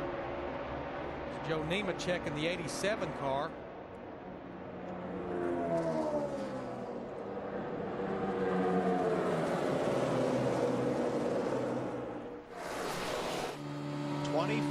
Laps to go. I'm glad. Making me nervous. Hamlin has worked his way up alongside Kevin Harvick, who is 4th. Just keeps chipping away at it, just little by little. Everybody moving around, trying to get a little clean air to that radiator and keep those engines cool. Well, that's the problem. If you're down there in that bottom line, you've got to get some air to that engine sooner or later. One thing about Hamlin and them on the outside, Hamlin's got pretty much clean air, so his car's not going to get hot. Hamlin remains side by side with Harvick. They're going to catch the lap car of Casey Mears in the 13, the white car. They'll have to go around him. There's Clint Boyer in the 15 as well, just left pit road.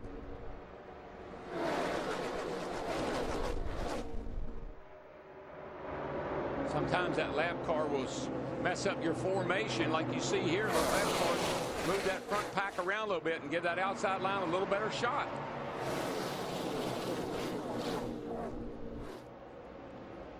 Three wide mid-pack, but moving. Oh, baby. Moving around a lap car. Everybody hold a pretty wheel here. And then they'll reform. Hamlin could drop in line right there, and he did. He got in front of his team. Oh, there's a car off in the grass. More cars off in the grass. 3 cars sliding. Marcus Ambrose is 1. It's Casey Mears, the 13 that they just had lapped. Caution. I'm just so those lap cars are so hard to get around when you're coming up on them 20 mile an hour faster than the lap cars going. And there's Mears, and Ambrose gets away after that big spin. Fortunate, Darrell, that more cars weren't involved. It looked like it was going to be a wad of them, but they all got them straightened out.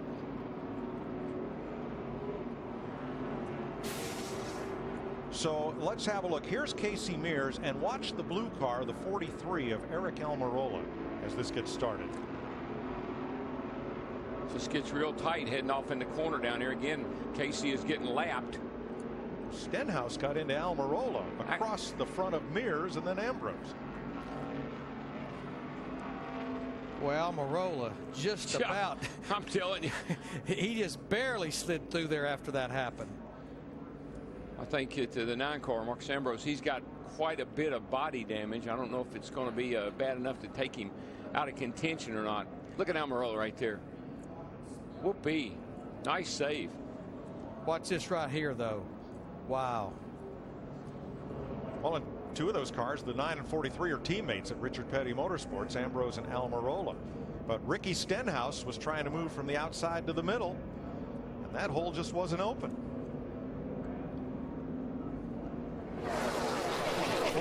You just don't get down on the apron very often in the trial and get it straightened up and keep on going. So the caution waves with 22 laps to go. Now, there's Stenhouse in the number 6.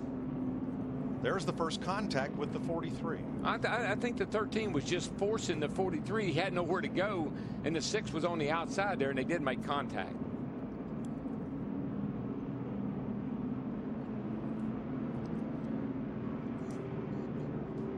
Clint Boyer gets the free pass. Watch Ricky Stenhouse.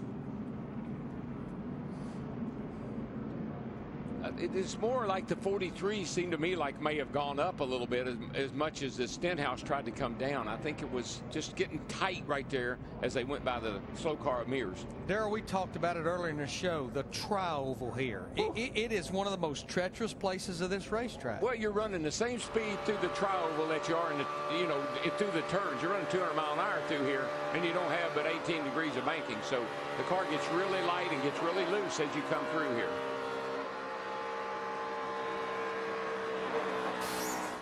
Mears and Ambrose have pitted. Let's get Michael Waltrip's take on that.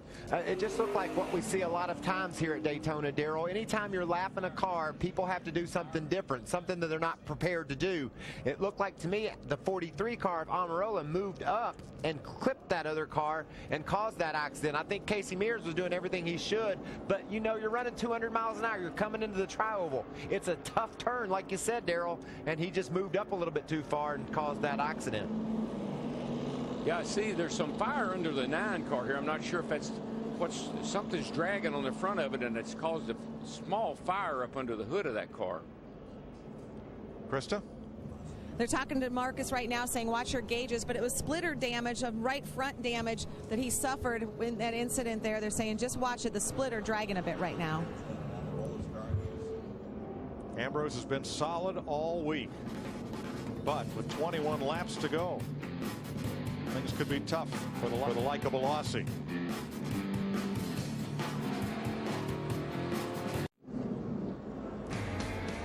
Ready for the restart. 20 laps to go, 27 cars on the lead lap. Marcus Ambrose still running, but he's down a lap after that slide coming out of the tri-oval. that put us under this, the 8th caution flag of the night. Well, it's become pretty obvious. If you're going to make any kind of a move, if you're going to get in near the front or take the lead, you're going to have to do it on these restarts. And this is one of those times right here when it's going to get desperate. And you're going to start forcing your way in, trying to get down in line or make a pass here is what's going to happen. Teammates together no longer. Kenseth and Biffle are on the front row in Fords. Earnhardt and Harvick, the second row Chevrolets. Hamlin's Toyota, Burton's Chevrolet. And we pack up Sunday and head for Phoenix to duel in the desert on Fox. I get a feeling Dale Earnhardt Jr. in that 88, he is going to stay glued to that 17 of Matt Kenseth. We are getting a report that Matt Kenseth can hear his crew and his spotter, but they can't hear Matt, which honestly, with 19 to go, no more pit stops, that's the best of the two evils.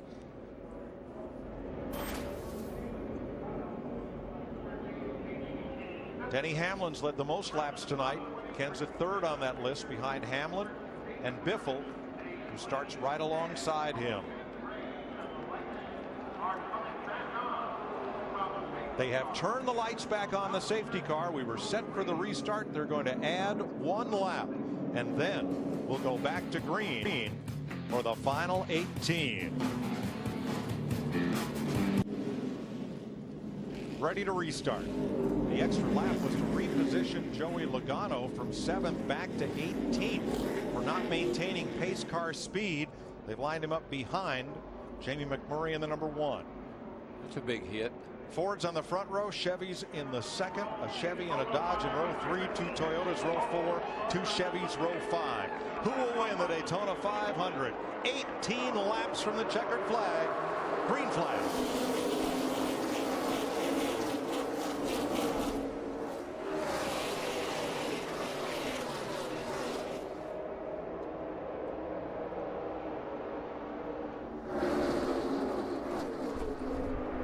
Kenseth might be in trouble getting that 4 out on that restart.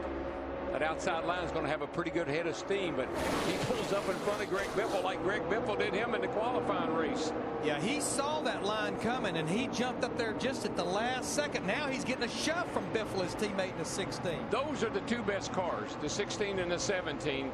It's just a matter of whether they can hang together and work together. And they were 6 miles an hour faster than the pack going into the corner, as Kenseth moved up and found his teammate, Greg Biffle. Biffle now Kenseth's wingman. Dale Jr. pushing Biffle right up to Kenseth's bumper. Boy, he is. I mean, they had a head of steam coming down into the tri-oval here. Dale Jr. was going to try to push Greg Biffle to the lead, but Biffle would have nothing of it. He stayed behind his teammate. Harvick's 29 on the high side with his teammate, Jeff Burton. The alliances are forming. I think Dale Jr. is going to have to rethink his strategy a little bit. He's got 2 Fords in front of him. He's got a Toyota behind him. He really is kind of in no man's land right now by himself. But what I've been seeing with Kevin Harvick in the 29 we're riding with and his teammate Jeff Burton in the 31, just like earlier, Burton cannot push for any period of time. It's either getting hot or he just can't. I'm not sure why he can't stay hooked up. It's got to be heat. 3 of those Richard Childress Chevys now right together. Harvick, Menard, and Burton.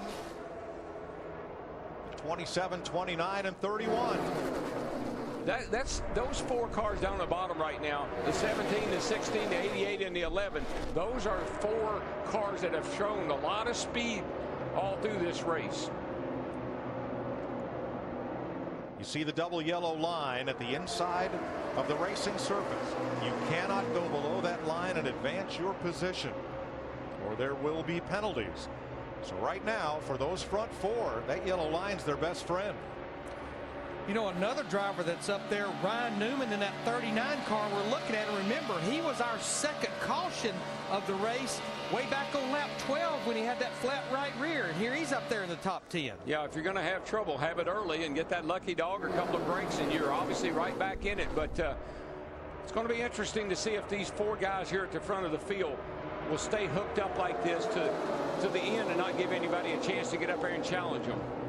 Kevin Harvick leading the outside lane. He's a Daytona 500 champion. He's going to need a push from Jeff Burton if he's going to challenge. Well, Burton's a good pusher for a little while, but he doesn't seem to be able to push very long. I haven't seen any speed out of that 29 car. He's been up there, but he hadn't been able to stay up there real well. Here's the push. And Harvick, the 2007 winner, inches his way past Paul Menard, trying to get even with fourth place Denny Hamlin now.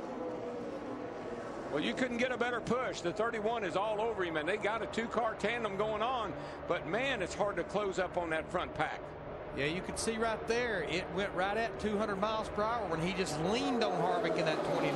Now, maybe down the back here, they could get a head of steam up and get a little side draft, maybe. That's Ryan Newman, 39, with Paul Menard. Sometimes on the outside, they're getting into turn 3. You can pick up a little room, make up a little time, but they actually look to me like they might even be falling back a tad. 13 laps to go. Oh, trouble, big trouble, big trouble. Mid-pack. Sliding and spinning into the infield, McMurray. And sliding up the racetrack, one car going to coast to the bottom. That's Eric Almirola. Regan Smith was in it, and Casey Kane. The left side of his car torn up, and we're back under caution for Regan the ninth Smith. time at lap 188. Almirola, the one car there, McMurray's the one I saw. Man, he was spinning around like a top. Carl Edwards has damage to the right front. Our pole sitter. It's about mid-pack. You see McMurray right back here. He's the first guy I saw go around in the.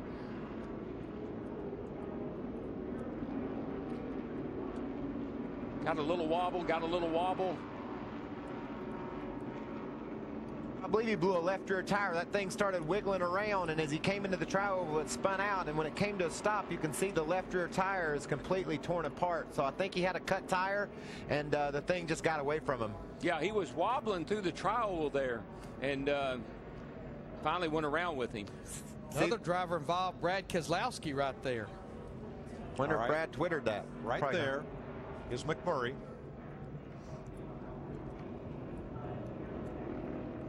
Yeah, Keselowski in the 2 just drove underneath Casey Kane in the 5. Just nowhere to go. Watch Tony Stewart there. He just worked his way right back. Keselowski missed that wreck by inches. Boy, Almirola came up the track right in front of Dave Blaney, who missed him. Watch that orange and black number 1.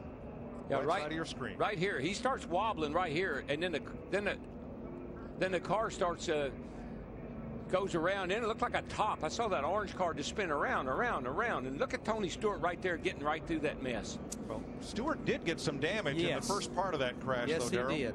Yes, he did. And from Casey Kane.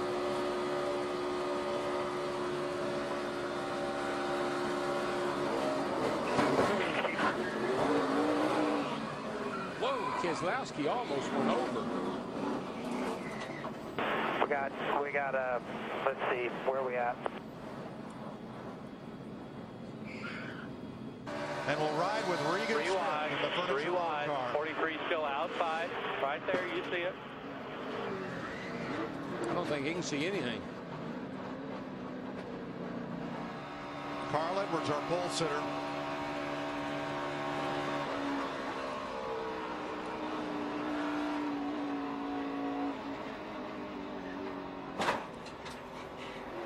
He almost made it through. Got some damage right there near the end of it.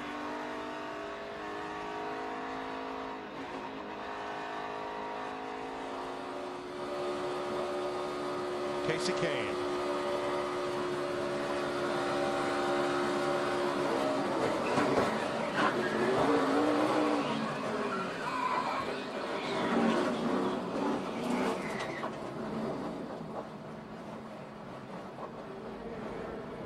Darrell, he did the same thing with his hands that Jimmy Johnson did in that wreck on lap 1. We've had in-car cameras in these cars for years, and up until recently have I seen drivers let go of the wheel and tuck their hands away and out of the harm's way like that. They've learned a lot about this over the last year or two. Keep in mind, Casey Kane is a longtime open wheeler, owns a sprint car team, and a defensive posture, a learned response when something like that happens. And with our new dual path onboard cameras, we can give you 2 views from the in-car. Here's what Jamie Mack had to say. broke on my car. I don't know what it was. I think the same thing they did the 42. Spun out on me. Well, you think about it, before Montoya hit that jet dryer, he was complaining about his race car, and you could see him wiggling down the back straightaway. Heard Jamie just say, maybe the same thing happened to my car. Both the Chip Ganassi cars out of the race. There's Almirola, the new driver for Richard Petty. Ran a strong 500, but he'll be out of the race with 11 laps to go. Well, I don't know if this changes anything or not. It could when we have a restart here with Kenseth and Biffle up there on the front row. Dale Jr. gets behind Biffle again, or behind Kenseth again. That's a pretty stout pair right there. Regan Smith able to continue with that damage, and it looks like so too will Carl Edwards. Not so the 43. Several guys have slipped in the picture here, Mike. Mark Martin's up to 8th. He's been kind of riding around back there all the race long. He's got a teammate up there in Martin Truex. There's some good teammate combinations right now. Yeah, Ricky Stenhouse Jr., one of the Roush Fenway drivers, he's made his way up to 12th in that 6th car. Down on the inside, McMurray loses control, and it's on.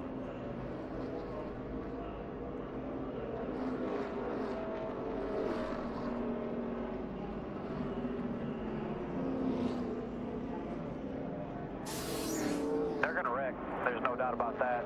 So you just got to use your head, be smart, and let's make it happen.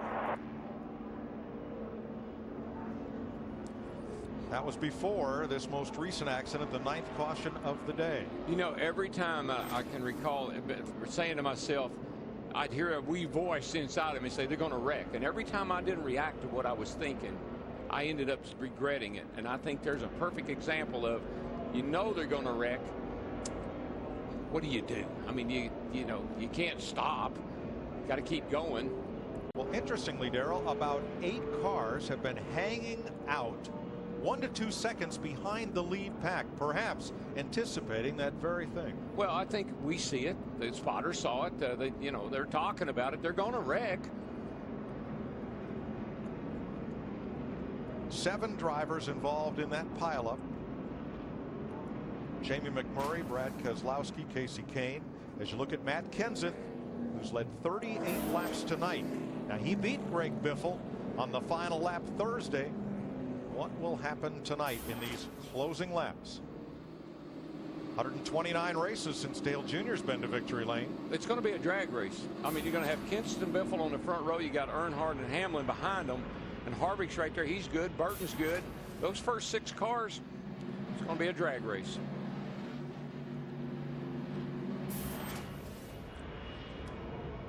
Jeff Burton trying to win the Daytona 500.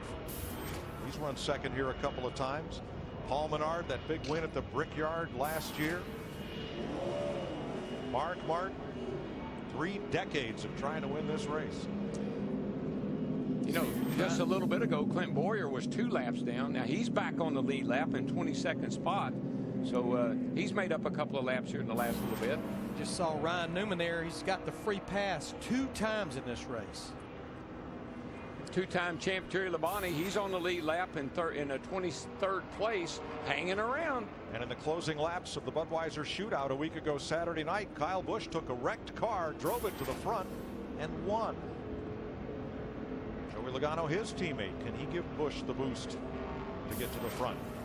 Ricky Stenhouse didn't have a cup ride for this season. Jack Roush had a golden ticket for the number 6, a guaranteed start in the first 5 races.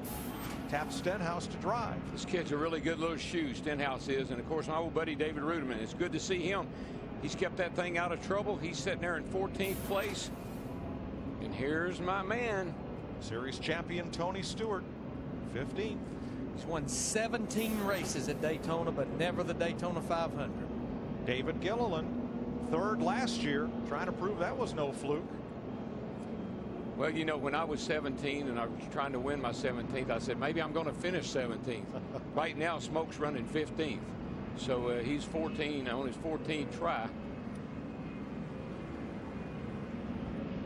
The only number I'm concerned about, Darrell, is 200. That's the lap number I want to see up on that scoreboard. Ooh, baby. 9 to go. Continue making repairs to Carl Edwards' car. He's still on the lead lap. We've got 23 drivers on the lead lap.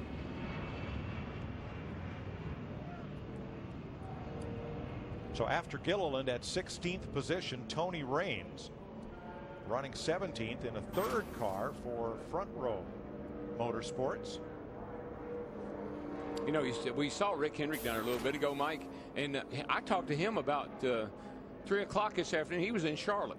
He said he's worried about the weather. I said, I don't think it's going to rain, boss. I think you ought to come on down. And so here he is down here again. And just one more time, I want to thank him for that helping hand he gave all of us on the Fox team this past week. We really appreciate it, Rick. Now, all of these are lead lap cars. 1 to go. Jamie McMurray and Brad Keselowski checked and released from the infield care center. 4 drivers with lengthy winless streaks are all running in the top 10. As we look back at the rest of the lead lap cars, Labonte, 2-time champ, Clint Boyer back on the lead lap. Can any else bizarre thing happen in 8 more laps? You look at this grandstand, Darrell. That's why they're all here still. And it's 1 o'clock in the morning. They're still all hanging around here wanting to see what's going to happen. Krista. As Brad Keselowski walked out of the care center, asked him if he's okay, and that's the only reason that we'll sort of joke about this. What took more damage, your car or your phone? The car, by far. And it's really disappointing. You know, we had fought really hard all race long to be towards the front so we could be in front of the wrecks, and had to come in and pit under that last yellow and got towards the back. And when something happens and you're back there, you just you can't get out of it. But you know, that's Daytona. That's how this racing is. It's been a long few weeks in Daytona, and we'll move on to Phoenix. And you know, I think we've got really good cars throughout the season. We had a good one tonight, and I'm proud of everybody at Penske Racing for that. So take the Miller Lite Dodge on to Phoenix. But before we go, I want to just send a shout out to all the fans still watching. I know it's late at night. We've gone through rain delays, fire delays, but you guys are still here, and I just want to say thank you. Thanks, Brad. Thank you, Krista. Fog closing in, 8 laps to go. Matt Kenseth, Greg Biffle up front. Biffle hasn't been to victory lane in the last 43 starts. It's been 113 for Jeff Burton, 81 races for Mark Martin, 167 for Martin Truex. Matt Kenseth. I know you're frustrated about not being able to talk to us, but we've worked through it the whole race. We're going to keep working through it right to the end here. I'm going to give you plenty of information. I know you can't see on that right side. You just do what you do here, buddy. You just do what you do. We're going to do this again. It's smart, safe, and let's bring it home here. That's Kenseth spotter Mike Kalanoff as the green flag waves. 7 laps to go. Junior pushing Kenseth down toward turn 1.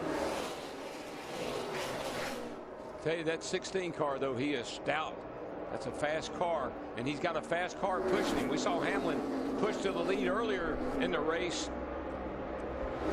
4 cars trying to settle among themselves. Kenseth coming to the outside lane to pick up his teammate Biffle, and does.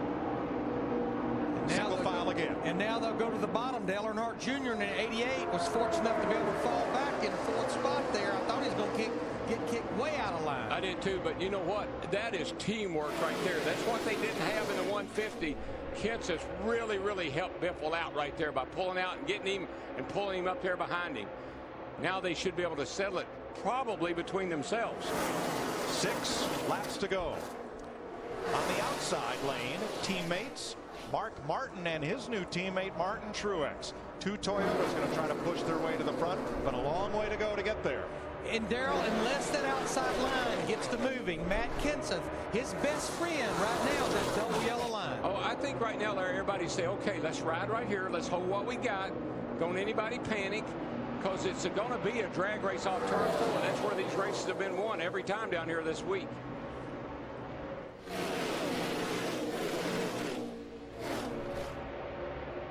But you can tell Kenseth knows that the yellow line is his friend, man, and he's protecting that bottom. That's all you need to do right now. Make them go by on the outside if they're going to pass you. 5 laps to go. And here's what's going to happen, Larry. Biffle is he's got to make a decision. Am I going to stay behind my teammate, or am I going to let that 11 push me right past him? That's a question that Biffle's got to sit there and ask himself. And that's probably the question Matt Kenseth is asking himself about Greg Biffle.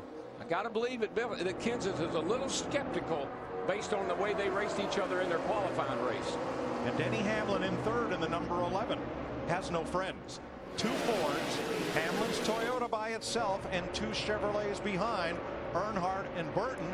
More Chevys, Harvick, Menard, Newman, and 14 Tony Stewart. And there's Tony Stewart's teammate, Ryan Newman. Oh, Tony's going around. Another wreck to the tri-oval. Kyle Busch, hard slide through the grass, no contact. At least half a dozen cars involved in this one. Dave Blaney drives away. That's Kyle Busch. Caution flag number 10 with 4 laps to go. Landon Castle, or excuse me, David Rudiman. You know, Tony got around, but I don't know if he got a lot of damage or not. I see a lot of body damage and tires that got the side rubbed off them, but the car didn't look that bad once he got it straightened out. Let's check with Matt.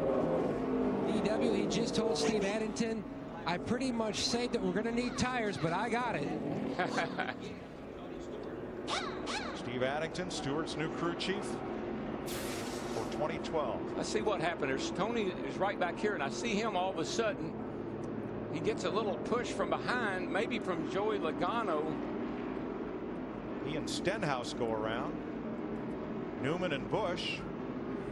And Newman and Busch was actually in front of Tony a little bit when that started happening. Have to take a couple more looks at that. Kyle Busch went for a long, wild ride. Blaney involved. Let's see here. Here's 39 up here. Right there. Stenhouse got into the side, and Stenhouse in the 6 got into Tony. I'm not sure, though, that David Gilliland didn't get into the back of Stenhouse and push him up into Tony. Could have to look at it again. That's about the 2nd or 3rd wreck we've seen on the exit of the tri-oval. It just starts narrowing up right there. Cars are really free and loose right through the tri-oval. I'm telling you, you're running 200 mile an hour through there. It's hard to hang on sometime. You saw there where Kyle Busch in the 18 jumped down in front of Ricky Stenhouse in the 6. I know Stenhouse hit Tony. I'm not sure if he got forced into him. Here's smoke right out here. All right, there's Stenhouse with Gilliland behind him. No, you know what? The 20 car and the 6 car make a little contact. You're right. And I'm not sure that didn't move the 6 car up, Stenhouse up just enough that he got into the left rear of Tony Stewart. So let's regroup here. Joey Logano and Ricky Stenhouse make contact. Stenhouse moves up into Tony Stewart.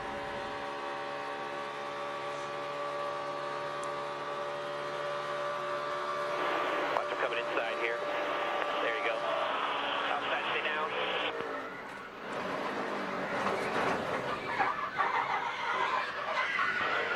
Lock it down, get it rolling here if you can. Watch him coming across at you. Get it rolling here if you can. Leaders are in 2.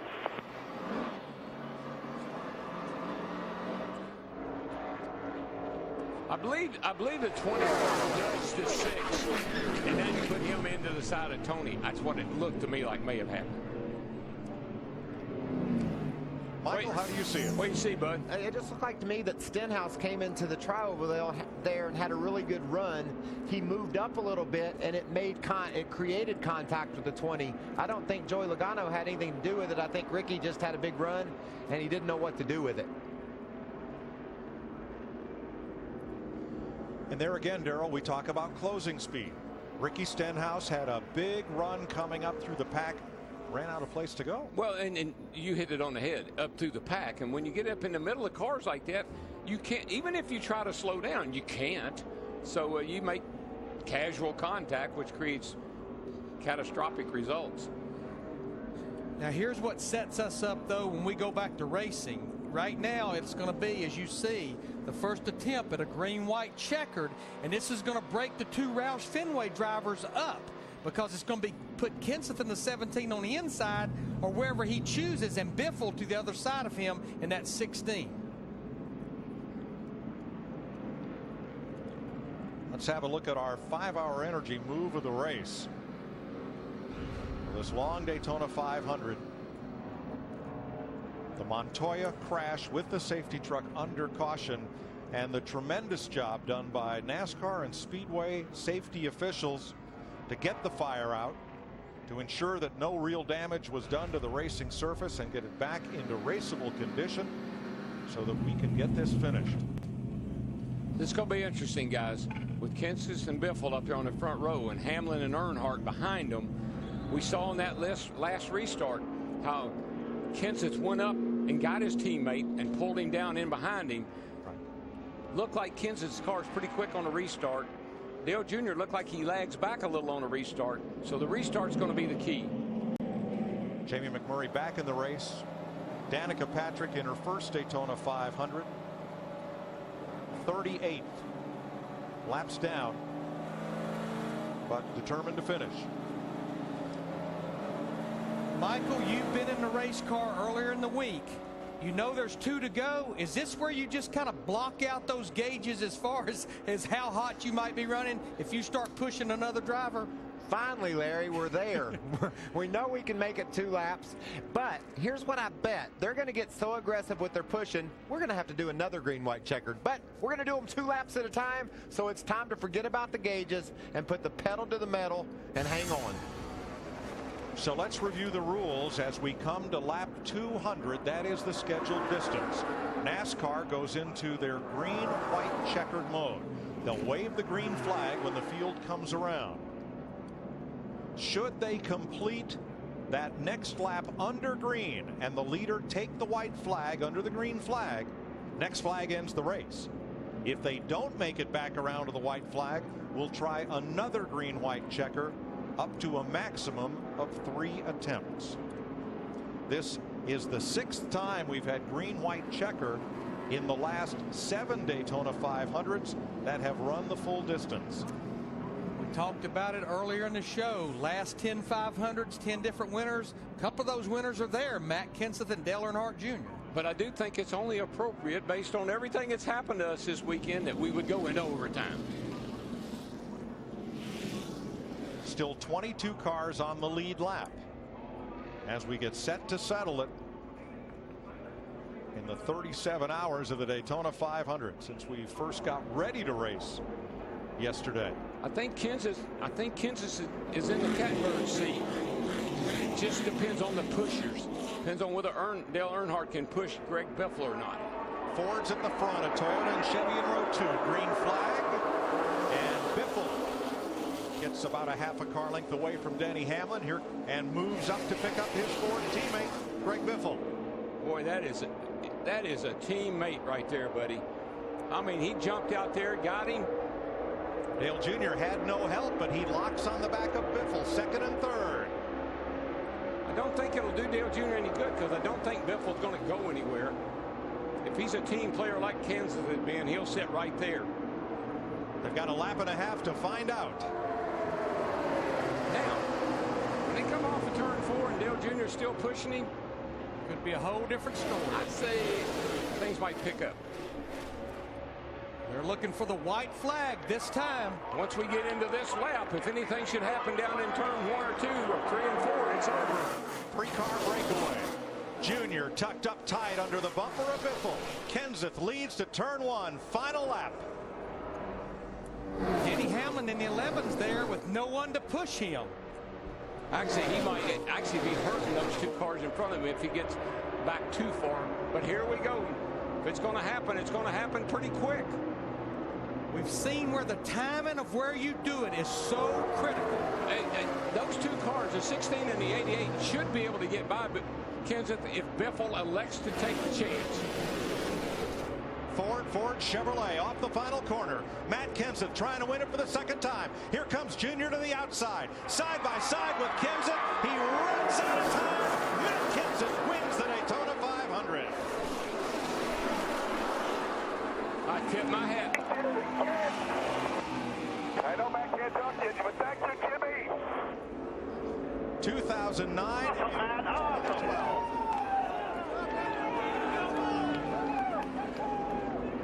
I tip my hat to Greg Biffle, though. He could have jumped out of line, but he honored his teammate. Matt Kenseth's the first driver to repeat as a Daytona 500 champion since Jeff Gordon in 2005. He gets his 22nd career win. Remember how he won the race? Elliott Sadler was leading the race. They go down the back straightaway, and Kenseth just gets the lead, and it starts raining, and the race ends short. Dale Earnhardt Jr. did beat Greg Biffle back to the line to finish second in that 88 car. There's Biffle, who ended up finishing third. Denny Hamlin is fourth. Jeff Burton is fifth. Paul Menard, Kevin Harvick, Carl Edwards up for eighth with a damaged car. Joey Logano and Mark Martin are the top 10.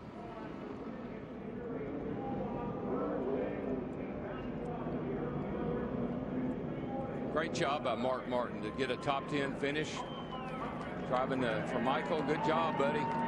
And Dave Blaney, who led during that long red flag period, winds up in the top 15 for Tommy Bolton. Pretty good day for that team.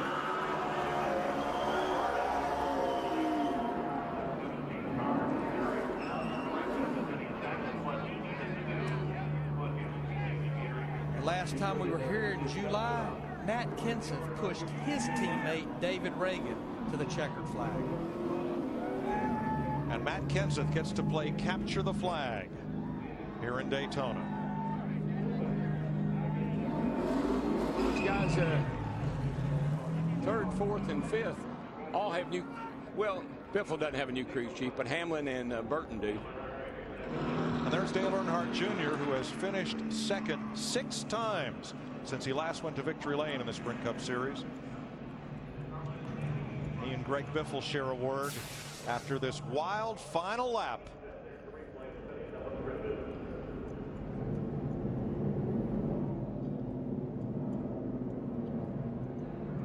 That right there was when Biffle started to go with Dale Jr. and he thought better of it. It's a pretty great way for Jack Roush to start off his 25th year in Sprint Cup. Good sign, good thing for Dale Jr. Good sign for Dale Jr. too. Gets a nice second place finish in the old Diet Dew car. Let's see Carl Edwards coming across the line, even with Joey Logano, and just pipping him by about 6 inches. Nice move by Carl. Whoa. Whoa. Now NASCAR has reviewed that and ruled that Edwards 99 was forced for the yellow line, so no penalty on Edwards. There's Old Faithful. She came through. It's okay now. Seeing the way Matt Kenseth won on Thursday, boy, that made him my pick for a last lap dash tonight. And he didn't disappoint any of his fans this evening. Well, I think the other thing that happened on Thursday was when Greg Biffle bailed on him and tried to block him. And I think they probably had a heart-to-heart after that qualifying race. And I think that's one reason why Biffle hung with him the way he did.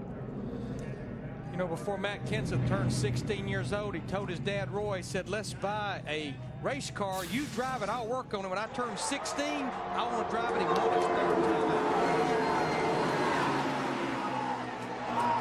Jimmy Fennick and the Nashville crew have plenty to celebrate. That's not Jimmy Fenning's first Daytona 500 win. He won it in 1988 with Bobby Allison. Steve Burns. And Mike, Dale Earnhardt Jr. just out of the car, and a great way to start this 2012 season. Dale, tell us about the end of the race. Yeah, I'd have liked to have won, but I told Greg that I was going to push him on that last restart, and I pushed him, and I thought he was waiting and waiting and waiting. It looked like he might have been trying to make a move on the back straightaway, but nothing materialized there. And then we come off forward, and I kind of waited to the last minute for him to have his opportunity to try to pass Matt, and nothing was happening. So I just pulled out and went around him. Matt had a strong car. The Roush guys were really quick all week. I was proud of the horsepower we had in our Hendrick car. It was great. We had great speed all week down here. Our car is performed well all week. the guys did a great job on the body. I want to thank everybody at the shop and all the guys that painted this car. This car looks so good every time it comes down here. The craftsmanship inside and out is amazing. It performed well. The team did a great job. Steve did a good job calling a good race. It was unfortunate what happened over in turn 3 tonight, and I'm glad everybody's okay. And I hate it for the fans to have to wait around to see a finish so late, but they stuck around. That's why NASCAR fans are the best, and hopefully they enjoyed it. We'll see you at Phoenix. Good job. Yes, sir. Mike Joy. Thank you, Steve. Great run for Dale Jr. Let's go down to the Dean of NASCAR's Pit Road Reporters, Dick Berggren in Victory Lane.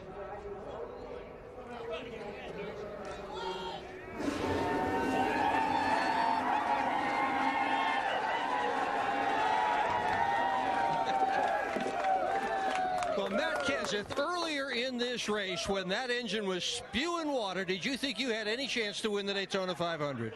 Not really. We had a lot of problems today. We had the engine spew out water, and we had a little bit of fuel problem. We lost a tachometer, lost our radios, and I couldn't talk. I could hear them, so that was good for them guys. But what a great race. I really need to thank Greg Biffle. Did a great job working with me today. We both had really fast rockets. I think it's just ended up who was in front at the end. And also thank Sprint, Best Buy, Zest, Ford Motor Company, Valvoline, Gatorade, and Citizen Watches. I appreciate all their support, and I can't believe we're standing here twice in 1 week. Tell us about Greg Biffle sticking behind you. Is that a matter of friendship? Is it a matter of teammate, or two guys driving Fords? I think it's a combination of everything, but really it's a combination of what was going to give us both the best finish, and I think when I'd pull up in front of him and he'd push me and we could get clear of the car behind me, that was a big key. We could just be going so fast by the time we got to the other end, and a lot of that is because of Doug Yates in the engine room. This stuff was awesome all weekend. Is there a happier man in America right now than you? There might be, but I don't know where he is. Congratulations to you. Second Daytona 500 for Matt Kenseth. Matt. Even his Roush teammates said the 16 was the car to beat. You look to be in position. You got out of the car shocked. What happened? You had Junior pushing you, and what happened? Yeah, that's what I want to know. I don't know what happened there. I mean, he was against me for 2 full laps, and I couldn't pull up on the 17. It's like the 17 had more motor or something at the end. It's like he floored it, and we couldn't catch him. But, I think I was shoving him out, and I tried to make a move maybe on the back to kind of move up, but we didn't have a run. We needed a run. I needed a gap between us and the 17, and we just didn't have that gap. I maybe needed to drag the brake and try and push the 88 back and slow him down so we could get a run at it. But, I thought Junior had pushed me up to the back bumper of him, and I'd side draft him and go by him. But and then it would be me and Junior over here at the line. But it wasn't meant to be. I learned a little bit there, and I think Junior's shocked, too, that the car didn't push up. But, 3 and Ford Fusion, these guys, and Doug Yates, everybody, I'm so happy for starting the season out like this. Great way to set a tone to start out the 2012 season. Mike? Ford has now won 3 of the last 4 Daytona 500s. It's the 13th win for Ford in the Great American Race as Matt Kenseth and his team celebrate.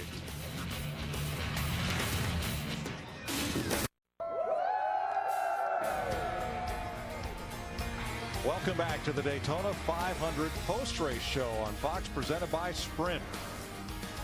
Matt Kenseth hoists the Harley Earl Trophy. Matt and Katie celebrate.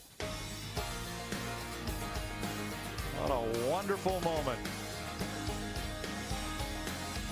For our Fox technical crew, it's already been a 19-hour day. Thank you so much for all your efforts, but boy, it's been worth it. What a wild, wild 500 miles of excitement. I've never seen anything like it. I mean, the race had never been rained out. It gets rained out. So we're going to run it Monday, and we're going to run it at, start at noon, and then we're going to start at 7, and we thought it wasn't going to make it all the way because it might rain again. And then Montoya goes over there and crashes into one of the jet dryers, and we got this huge fire. And is the track going to be okay? Will they be able to fix it, and can we get back racing? And then to have the great finish that we had. But those 2 Fords, Larry, they've been fast the whole time down here, and Matt Kenseth has pulled it off in car number 17. I kind of like that. Yeah, I think we saw shortly after we arrived at Speed Weeks, well over a week ago, that if you're going to win this 500, you were probably going to have to beat one of those Roush Fenway drivers. Matt Kenseth, Greg Biffle combined led 93 laps, almost half of this race. But as I said at the top of the show, we truly didn't know until they came off turn 4 and had that little drag race back to the checkered flag. That's right.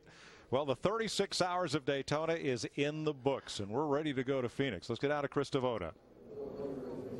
I know this is not the way Danica Patrick would have scripted her Sprint Cup Series debut, but champions like Jimmy Johnson, Jeff Gordon fared similar fate. When you go home tonight, what do you take with you? Frustration, or do you feel like there's progression?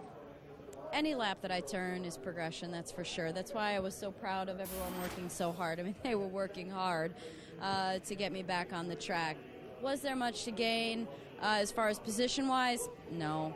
But what there was to gain was for me to get the experience of running out there. I ran in packs for a while. The car felt, it's a little bent up, so honestly it didn't feel perfect. But so as they got later and later in the race, I just didn't want to play a part. You know, I didn't want to have an influence on it. I didn't want something to happen to it or break and shoot across the track. So, and then with the end there, I didn't think we were going to get the first green light checkered in, but we did, and so it was like very perplexing in my mind. Do I want to get up there because I got nothing to gain, but I also have nothing to lose? And honestly, I think that I picked up a lot of good tips, and I just wish that the beginning of the race could have been a nice single file line like it was when I got back out there, but it wasn't. And honestly, that's my lesson to learn. Maybe is that just right off that first little bit if you're not up front. So.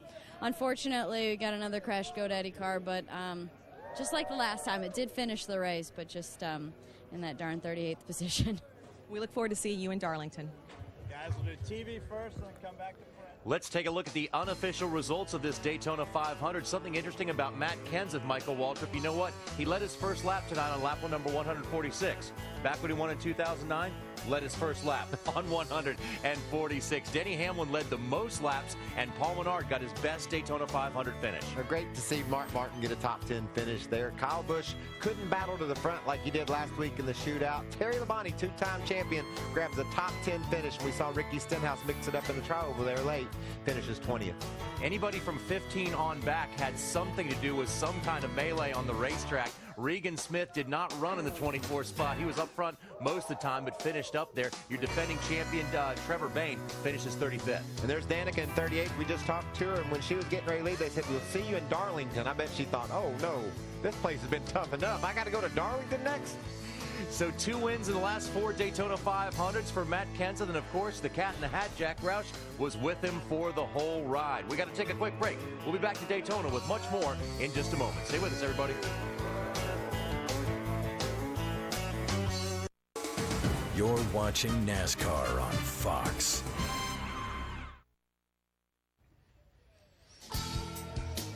Promotional considerations provided by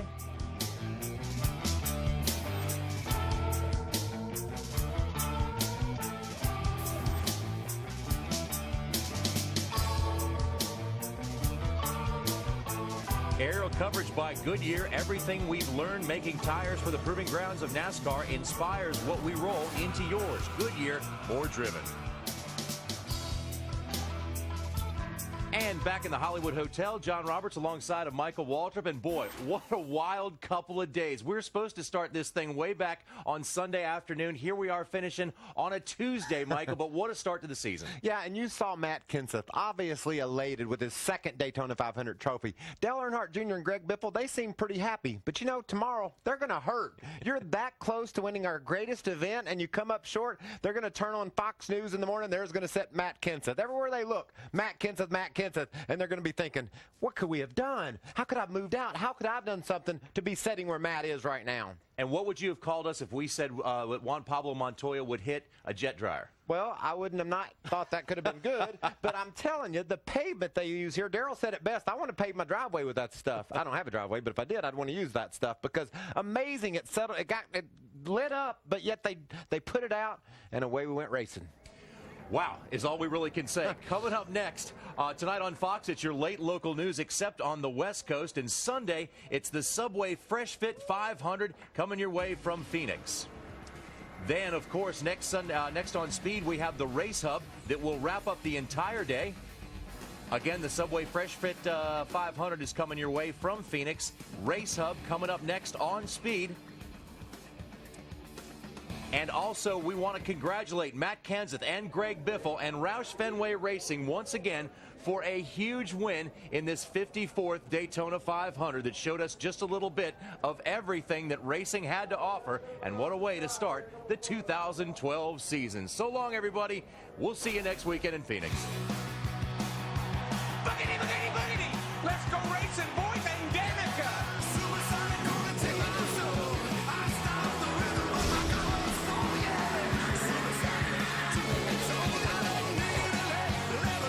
Man, are you kidding me? Juan Pablo Montoya has crashed and gone aflame. Well, I've seen a lot of things, but I don't think I've ever seen anything quite like this. Matt Kenseth wins the Daytona 500.